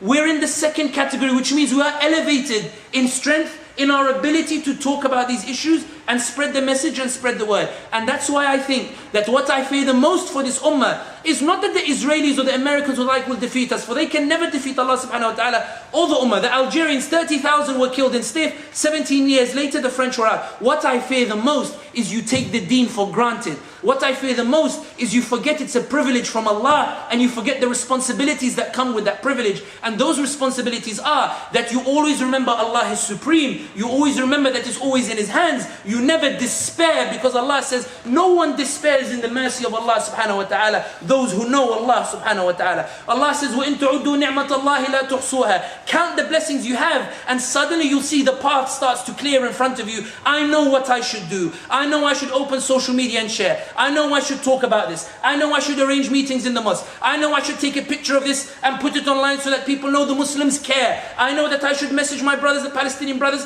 to say that it matters to me, even though I am Pakistani or Bengali or Malay or Indonesian or Latin American. Somebody rebuked me once and they said, you always mention South Asian countries. We in Colombia are crying over Palestine.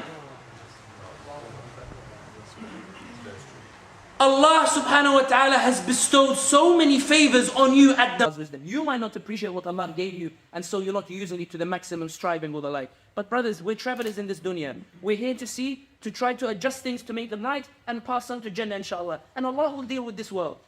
I am a firm believer. My relation with Allah subhanahu wa ta'ala is one of optimism. Allah, I may not understand your wisdom.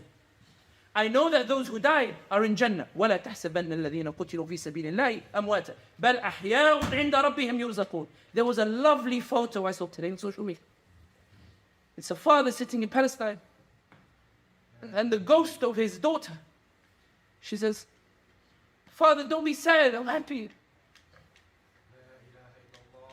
Father, don't be sad, I'm happy with what Allah has given me. You'll catch up with me soon, inshallah. It's a beautiful picture because it shows the mercy of Allah.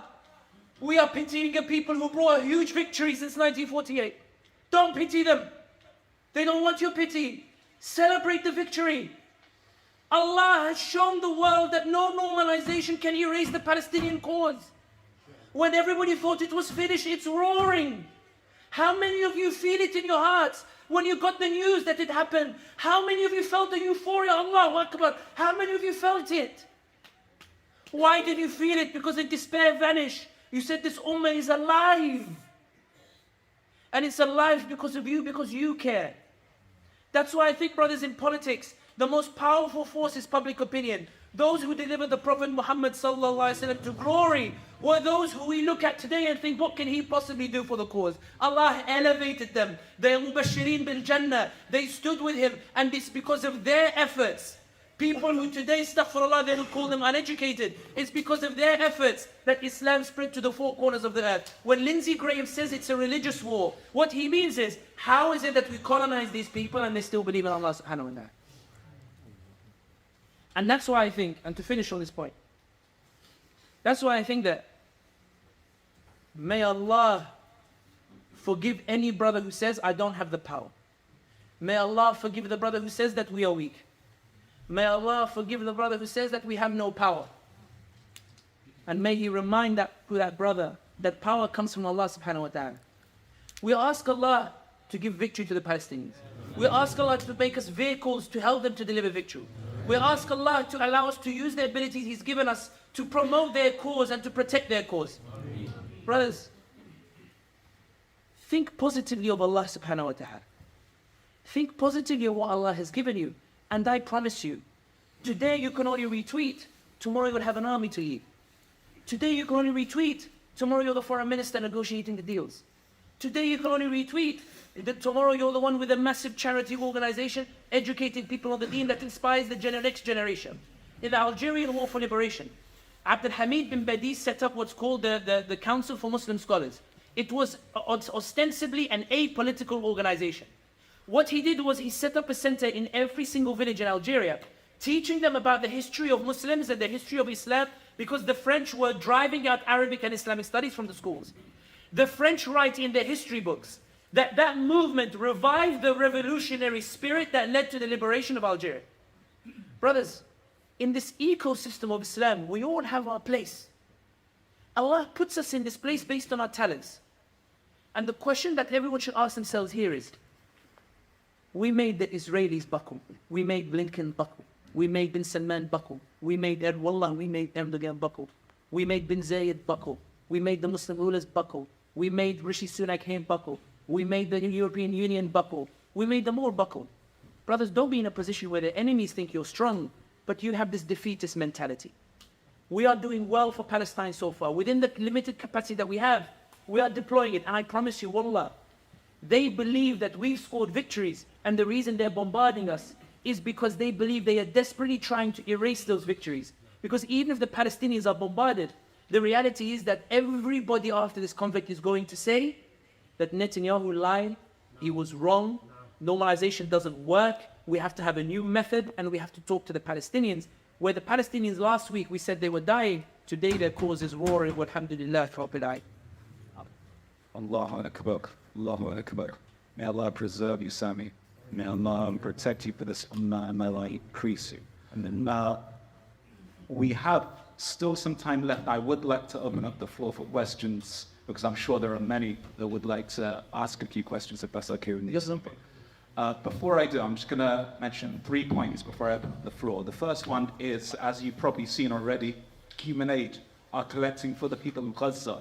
And there are people collecting, they're out there at the door, and I'm sure you'll meet them on your way out after the questions, inshallah. So please give generously. It's one of the few things that we are able to do, so we should do it if we are able to do so. That's the first thing. The second thing is this initiative is part of the Friday Circle that takes place every Friday in this masjid at 7:30. And next week, Baba Ahmed's going to be delivering a talk in relation to the 3 characteristics of a real man. And finally, if you would like to follow the updates of the Gaza conflict and other information and news about the Muslim world in an easy to digest form, there is a Telegram group that I run. It's called The Muslim World. So you can just search it on Telegram, The Muslim World. And with that, I open up to questions if anyone would like to. That's all. Okay, lots of questions. I'm going to start here, the one fellow closest to us. Yeah, Sam, brother. You said you said that you grew up in Algeria as an Algerian resident. Here, there's a lot of kind of, let's say, after ignoring, like, let's say, British Muslim kind of identity in, they say, the Eastern world or Middle Eastern world. Here, all we've heard is like Hamas for the last 40 years. Never the state of Palestine cause or their aims and objectives. So it's always this extreme narrative that's presented to us in these days.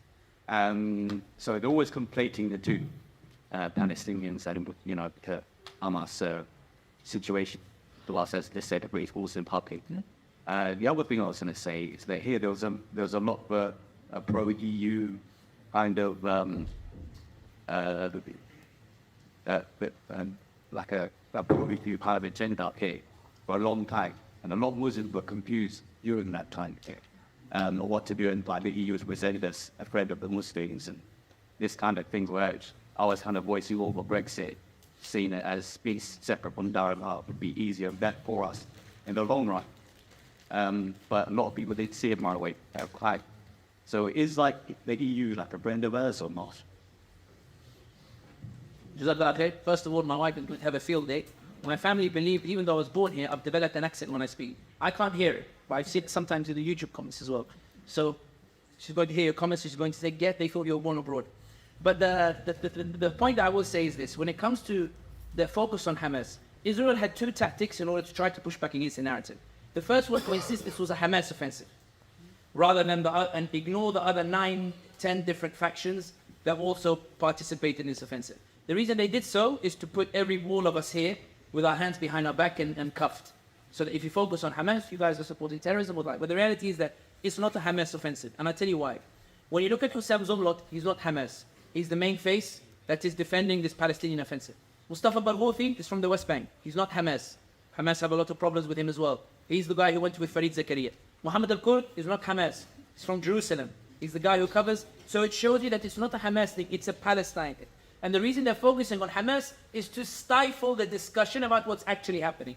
And that's why I always say to my Muslim brothers, don't get caught with the bait. It's not Hamas, it's not about Hamas. It's about the Palestinians from the river to the sea. They're the ones who are pushing back, and everything suggests that's actually what's happening. The second thing they tried to do was to assert that Iran was involved. The reason they wanted to assert Iran was involved was because it was easier for Netanyahu to say that there's international support, that is a villain, as opposed to the Palestinians actually doing this.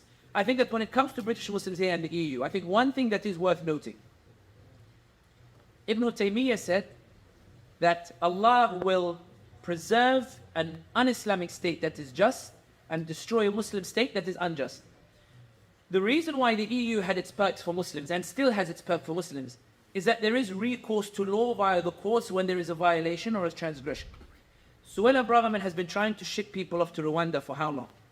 The reason she can't do it is because a judge says that she can't do it. In Saudi Arabia, the judge can say anything he wants, and then bin Salman says something, and the judge says, well, I asked someone, Amir, I made a mistake. As you wish it.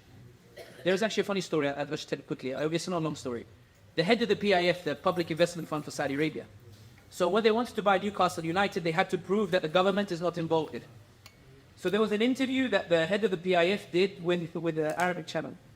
So the presenter says, as part of this mock-up orchestrated play, so he's the chairman, but he doesn't have a direct role. Yes, he's the chairman, but he doesn't have a direct role. So when you and the Crown Prince, you're head of the board and he's the chairman, when you have a disagreement about an investment, has that ever happened before? He said, yes, of course it's happened. He said, how is it resolved? He said, we have processes in place. He said, what's the process? Just give me an example. He said, we had an incident where all of the board of directors were agreed on, where the Crown Prince wanted to invest in something, and the board of directors were all against. So he said, how was it resolved? He said, well, we have processes. We take it to the Prime Minister's office. Bin Salman is the Prime Minister. He said this with a straight face. It's online as well. And then after that, it goes to the King's office. The King, of course, was out of action, suffering from Alzheimer's and skin, and ruled by his side. And then the King gives a decision, and he sorts out between us. And the presenter says, okay, so in that case, in whose favor was it decided? He said, the Crown Prince. I think that sometimes, one of the things that is worth noting, and I actually had an elder brother once when I was 15 or 16, put me in my place. When I said to him, Dar al-Harb and this kind of, and he said to me, look, Sami, first of all, we're persecuted in our own countries, number one. You try and go and do half of the da'wah that you do here, you'll be like, well, the other Mashaykh in Saudi Arabia, now we're in prison, there's not even a peep. The second point is, they're upset because of the proliferation of masajid. Because more and more people are entering Muslim. How many of you have heard of Paul Williams? Paul Williams is an Englishman who converted to Islam, and he's just been ranked as one of the top 500 most influential Muslims. If you look at Sheikh Abdul Hakim al-Murad, some people are calling him now the Sheikh al-Islam of the United Kingdom. But do you see how Allah subhanahu wa ta'ala has entered Islam into his hearts? And that's why I think that sometimes it's true that we have a negative view on Europe in terms of stance that they take on Israel or the like. But why do you think Macron is imposing a lot of these laws in the crackdown for Islam? It's because there's a new French generation that is growing up where their heroes are not blue-eyed, blonde-haired French. They are Paul Pogba, they are Zinedine Zidane, they are Karim Benzema, Kylian Mbappe. They are all these non-French figures. You ask a French kid today with blonde hair and blue eyes, what do you want to be when you're older? I want to be Kylian Mbappe. Okay. I want to be Zinedine Zidane. Who's ever, the comedian Dave Chappelle? He became Muslim at a Pizza Hut, at a pizza store. He said, I just love the Muslims the way they operate. So I decided to become Muslim. It's not about whether he practices like a strong Muslim. In his heart, Islam entered his heart. Because he saw the Muslims all alike. Now read the numbers about people entering Christianity or Judaism or the like. They don't compare to the people entering Islam. And that's what I meant earlier in terms of the Muslim Ummah sees itself in decline. Whereas the non-Muslims see the Muslim Ummah in the ascendancy, and therefore there's a necessity to impose these laws to restrict it. When Suella Braverman says, I want to ban the raising of the Palestinian flag, that's never happened before. The reason she's doing it is because there is such a major display of sympathy with Palestinians that they're shocked that there's such a large number of Muslims in the United Kingdom that is unprecedented. And now they're thinking, oh my goodness, these Muslims are growing. How do we deal with that phenomenon?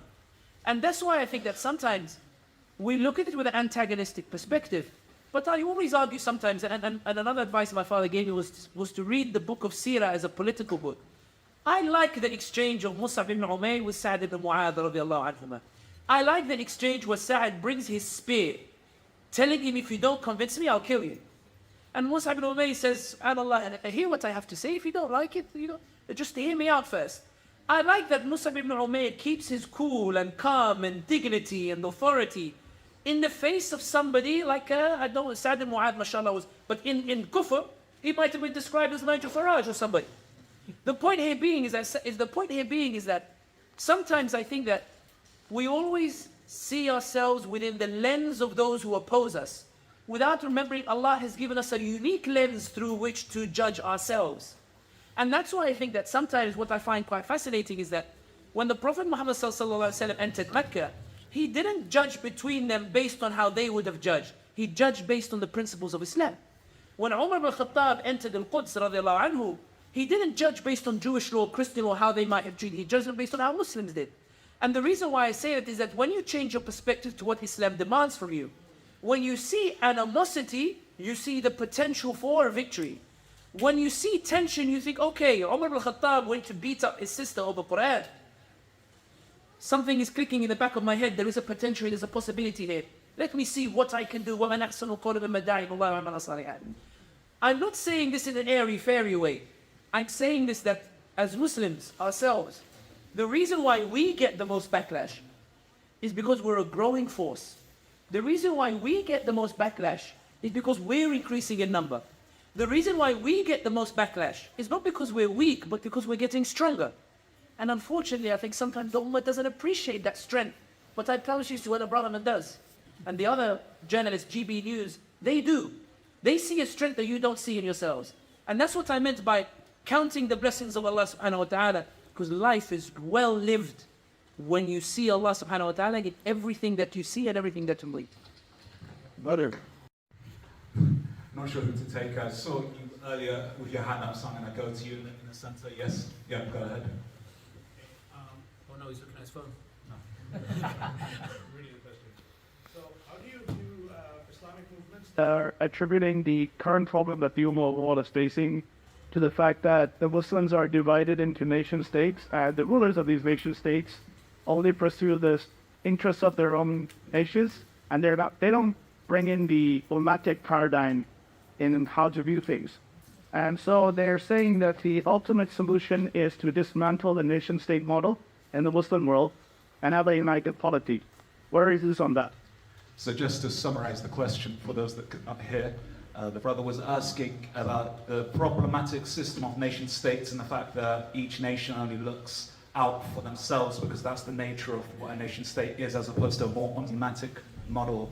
How do you see the situation in relation to that?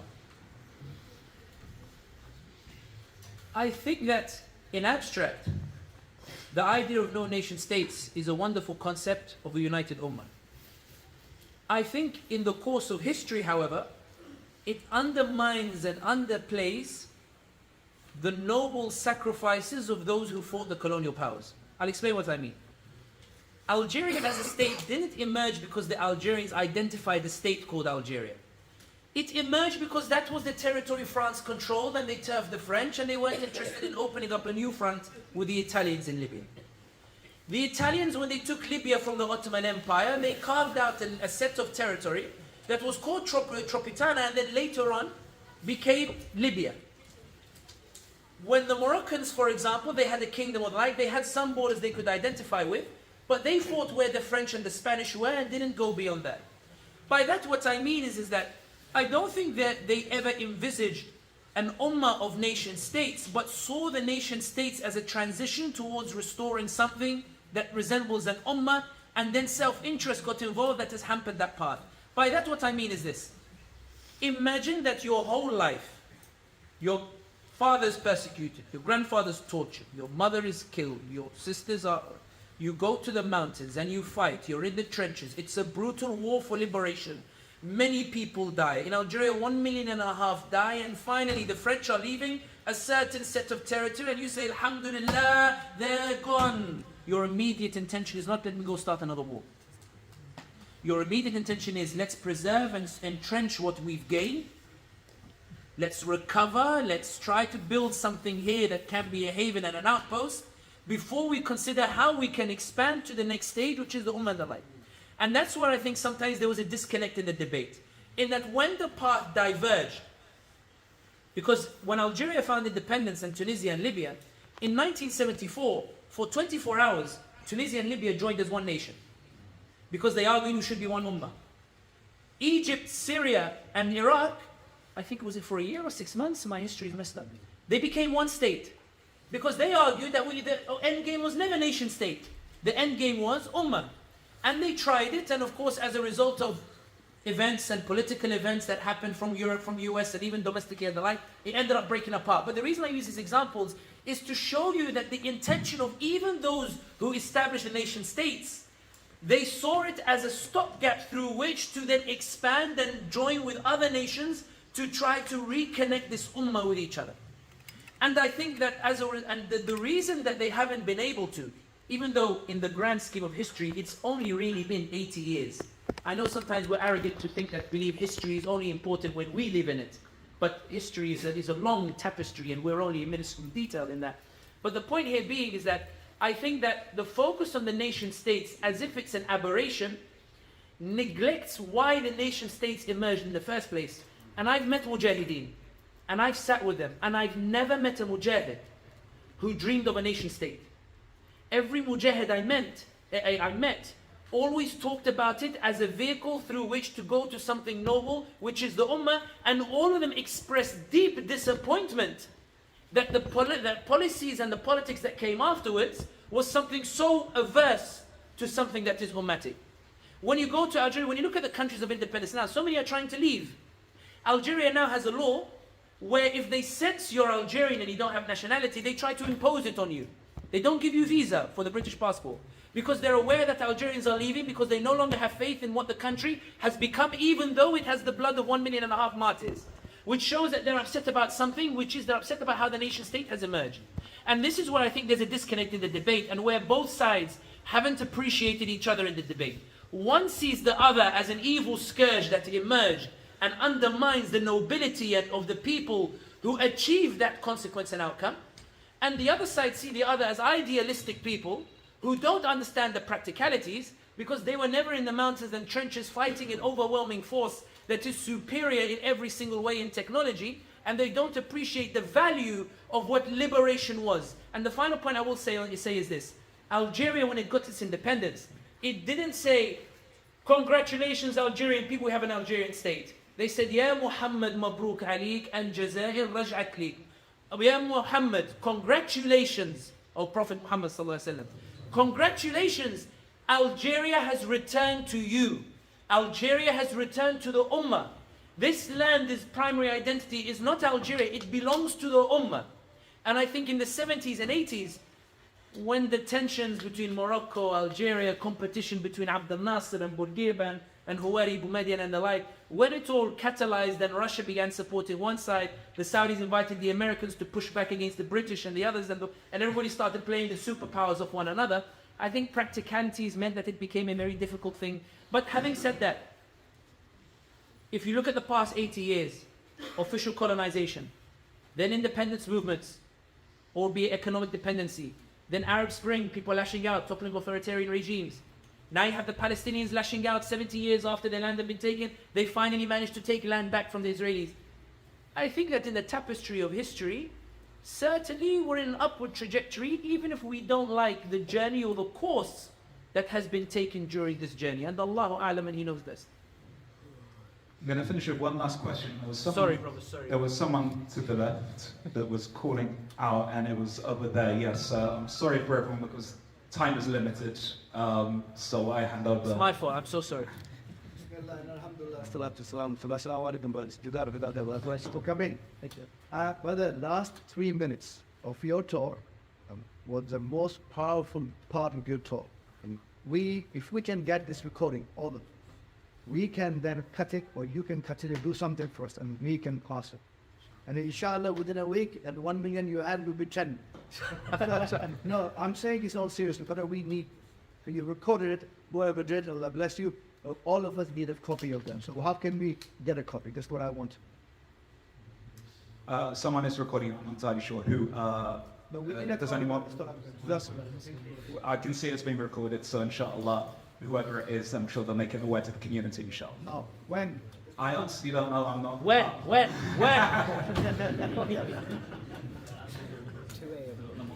Okay, so I've just been informed that it will be actually on the Muslim World Telegram channel, so you just join now by searching the Muslim World, inshallah, and you will see that it will be uploaded soon, inshallah. And inshallah, the Friday Circle channel as well. And We'll try on to get it. YouTube and Instagram and other places, if you type the Muslim World, you will find it, inshallah, if you type the Muslim Friday World. Circle channel. And the Friday Circle channel as well, jazakumullahu khair. Okay, because that wasn't really a question, I'll extend to one more question, and I'm sorry for all of those that I can't answer. There are so many people, so forgive me for those that I haven't picked. I'm going to pick this individual here, this brother here. That one. So I'm going to ask you a question, which is, it might be very controversial for you. Raise your voice, brother. Okay, I'm going to ask him, brother, a question He wants to dig me a hole. that may be very controversial because everything he said so far negates this question index if it's not true. Okay. So our understanding of what happened over the weekend was that some Hamas militants attacked Israel and killed X amount of people, and now the Israelis are taking revenge for an attack that happened on occupied land. Okay.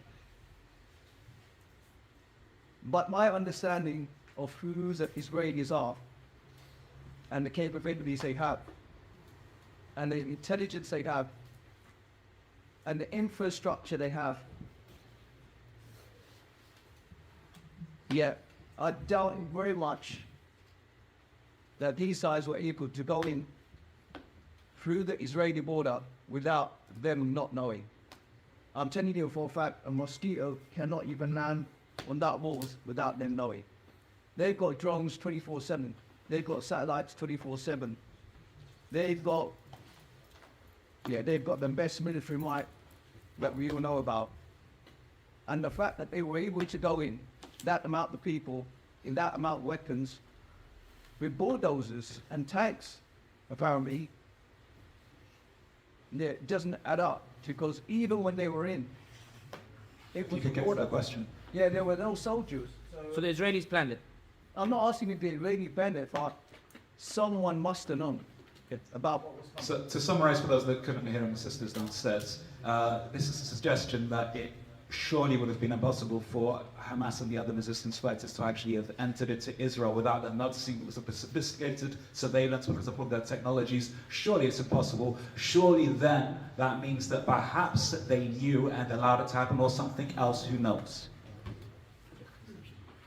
To put it very shortly, the first thing is that the only one who has an all-seeing eye is Allah subhanahu wa ta'ala. The second point worth noting is, I've worked in this industry now for about 15 years. I advise a number of governments, including the State Department of the US. One thing that you realize when you work with these people is they don't know it all. There's a lot of confusion in these. Not really. They don't. There's a lot of confusion. When they react, if I can tell you, for example, when they call me on the phone to say, Sami, something has happened in Iraq, explain to us the Iranians are they going to fire missiles or like, and sometimes it will be a deputy minister or the like. They don't know it. They are saying, you haven't tweeted yet, we haven't seen a video yet. Can you please tell us what's happening, what's breaking down? The stunning thing for me was, how can you, who is, ministry of one of the top states, not have the information about what has unfolded before you or the like? The third point that is worth noting is, I think that it's very plausible. In 1973, the reason Golda Meir had to resign was because the Israelis had far superior technology to the Egyptians and the Syrians. And it had the firm American support. But the Egyptians still managed to break through the Israeli line in Sinai, where the Israelis were monitoring because they believed it to be an easy place to monitor in comparison to everywhere else. She resigned after the end of the war because they accused her of the intelligence failures and intelligence holes. I think that the reality is that and this is not about you specifically, I'm speaking just generally.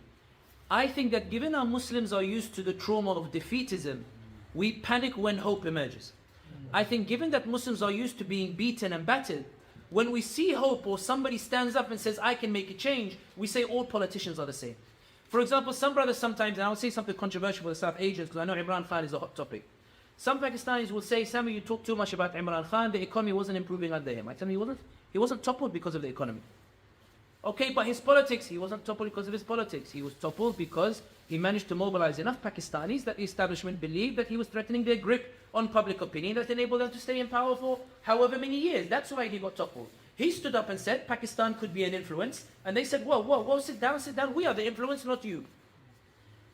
When Imran Khan, and I said, guys, he's in prison because they don't want him to run in elections, the reaction of some of my Pakistani friends was, all politicians are the same. The hope Imran Khan inspired with the Kuala Lumpur summit, when all of us, and I remember 2019, I remember watching it thinking, subhanallah, wallah, if they pull this off, they will drag the center of power from Saudi Arabia and the Arabs to the South Asians. When that hope emerged, when I saw that these leaders were able to emerge hope, it's not that they're going to cause groundbreaking change, but I feel like we Muslims, when somebody comes and says, Ya ibadallah, we can do it. When we Muslims say, there's a victory coming, what victory? Well, you know what? I predict that the Americans are going to come in and they're going to do this. And you don't appreciate that victory. At the time in which they need you to elevate, you're telling them it's no, there must have been some. And that's why I think that sometimes politics is the science of human relations. And I think that everybody's in a fog of war. I don't think everybody knows it all. And I think that the Arab Spring, and I'm originally from Tunisia. My father's from Tunisia, my mother's Algerian. And I'm from Sidi Bouzid, where the Arab Spring began. And I know the Bouazizi family. I know, Muhammad Bouazizi, who burned himself to set up the trend. And I know what Sidi Bouzid is like. And I can confess to you, it's a rusty, dusty city. I'm from the village where we have all the olive trees and the like. It's beautiful, it's so scenic. But Sidi Bouzid, the city itself, is a dusty city. If I told you and I took you, invited you to Sidi Bouzid, and I said, you know what, from here, brothers, we're going to change the whole region, wallah, he'd laugh at me. He would tell me, wallah, it's jahid. Sidi Bouzid, you can see from the entrance to the exit. From the entrance, you can see the end of the city. But here is where the sharara, the fire started, that Bin Ali was toppled. I'll tell you something also. You know when Bin Ali fled on the Friday, Bouazizi burnt himself on the Monday. On the Tuesday, they sacked the interior minister. On the Wednesday, people were protesting, and everybody started protesting in the city. On the Friday, when he fled, not a single Tunisian believed he would flee. We were talking about a coalition government, in which the opposition, and we have like a fake election, where the opposition would get some seats in the agreement. When he fled, all the Tunisians went, oh, Allah. Did he actually go? And there was a viral scene of a man in his apartment going, Bin Ali rah, Bin Ali harab, Bin Ali has run away, he can't believe it, he's telling away, guys, believe it, he's run, he's gone, it's end, the dhulumat is finished. I think that hope, and I know it sounds airy-fairy, I think that when the Prophet Muhammad ﷺ went to the Sahaba, he instilled with them that hope when everything suggested they would be annihilated. And that's why when it went to the Battle of Badr, there were munafiqeen when they stayed behind. They told them, you guys are going out and they all gathered against you. You should fear them. The Prophet ﷺ gave them enough hope that when they thought they would be exterminated, they pulled off the greatest victories. The reason the Prophet ﷺ is a miracle is because he achieved things he should not have been able to achieve objectively. The reason he's a miracle is because he pulled off things that he should never have been able to achieve. And the reason why, and one of the things that I argue is very important for political analysis, is you need to include Allah in the factor. That Allah can cause explosions to come. If you had told me last week that this explosion was coming, I don't think that anybody would have predicted it. In fact, I think that Biden and Netanyahu, they were ready for normalization of ties with Israel. Biden was going to take it as his foreign policy masterpiece for his elections. Biden did not want this to happen. Netanyahu was about to sign what he called the deal of the century. The greatest deal since the Cold War. Netanyahu did not need this escalation. The Saudis, bin Salman, according to Reuters, was telling him, I'm giving up the Palestinian cause. And he was going to the Jordanians and telling them, and bin Salman was going to the Jordanians and telling them, King of Jordan, I want to be custodian of Al-Aqsa as well. And information, I won't say who said it, but part of my job is to sit privately with diplomatic delegations when they're involved in negotiations regarding the region. I was sitting with a European delegation and they had invited me to talk about the lay of the land and what's going on. And it's good opportunity sometimes to push your agenda sometimes when you talk to them. And the question they asked was, this was after the Thinking Muslim podcast about the Israelis in Riyadh. So they said to me, we watched the Thinking Muslim podcast, foreign ministry of one of the major European states. And they said, we were surprised that you said that the Saudis are ready to abandon Palestine. I said, well, why would you be surprised by it? They said, because that's what the Saudis are telling us. And Sami, I'll tell you something. This is one of the diplomats saying. I want to say this so I don't get in trouble. The Israelis, when we talk to them, they say something very strange. What is it that they say? Sami, they're convinced that bin Salman will hand over the land around Al-Aqsa to Israel. And that's why bin Salman is demanding that Al-Aqsa be transferred from the custodianship of King Jordan to bin Salman. So he'll become the custodian of 3 holy mosques and then hand over. And the reason why I think that's plausible is because Hamad bin Jassim, the former Qatari Prime Minister, in a series of Twitter threads after he left power, he said that during his time, there was a state that normalized, everybody knew he was talking about UAE. The Palestinians refused to sell their land to Israelis. So what the UAE would do is they would send Arabs to the Palestinians and say, let me buy your land, and then go and sell it to the Israelis as part of a normalization process, because the UAE wants to look beyond it, wants to be with India. You remember when Modi was persecuting the Muslims, it was the UAE that said, ta'ala, come. I'm considered a Muslim country, I'll help bail you out after your official insult of the Prophet Muhammad sallallahu alaihi wasallam. So the point here is this. I think that it's logical for people to come to that conclusion. I'm not blowing it out of the water and saying it's ridiculous at all. But what I do want to say is, Wallahi alladhi la ilaha illahu, they don't know it all. Wallahi alladhi la ilaha illahu, they don't have an all-seeing eye. Wallahi alladhi la ilaha illahu, what they fear the most is a sleeping dragon, a sleeping power that exists, and they're desperate to ensure that power doesn't explode. That admission in and of itself means they believe there's a power that exists that is superior to their power. And that implies that they don't have all the capabilities, which is why they have to crush the movement in Egypt by helping Sisi to power, why they had to crush the movement in Libya with NATO intervention, why they had to crush and bring a coup in Tunisia, why they had to crush all these movements, because what they're terrified of more than anything is not that the leader will come who change everything. They're worried about that the people will stand behind the leader and upend all the dynamics. The reason why I'm following Pakistan, and I'll finish on this point, the reason why I'm following Pakistan and why I like Imran Khan. I like Imran Khan not because I know anything about his policies, but because I love the challenge that he's done to this type. It's unprecedented. I've never seen an establishment be so clumsy. 200 plus charges and they still can't indict them on a single charge. They have to send paramilitaries to arrest him. They have to kidnap Osman Dar for 20 days and haul him in front of the TV to give a confession that everybody can see is forced. They have to take down Imran Riaz Khan and to make him disappear for 6 months. Miskeen, he comes out with his beard all white and his hair all white and he can't speak anymore. They have to crush, they're doing it so public, as in they can't even hide it. And the reason they can't hide it or they can't be sophisticated about it is because the challenge from the people that we think are weak is so grave and so threatening that there's a desperate attempt to politically engineer in broad daylight and a hope that the people will go home and stop manifesting that power so that they can prevent Imran Khan and PTI from running in the elections. My point is, it's not about whether Imran Khan is good or not. It's that Imran Khan has mounted a challenge that I believe will be in the benefit of the Ummah. And that's why I think sometimes when I see Muslims, they say, yeah, but I don't like the way people praise him. Yeah, that's not the point. Ali ibn Abi Talib said, يُعْرَفُ الرِّجَالُ بِالْحَقِّ وَلَا يُعْرَفُ الْحَقُّ بِالرِّجَالِ. People are determined by whether they stand with what is right. You don't determine what is right by who's standing on it.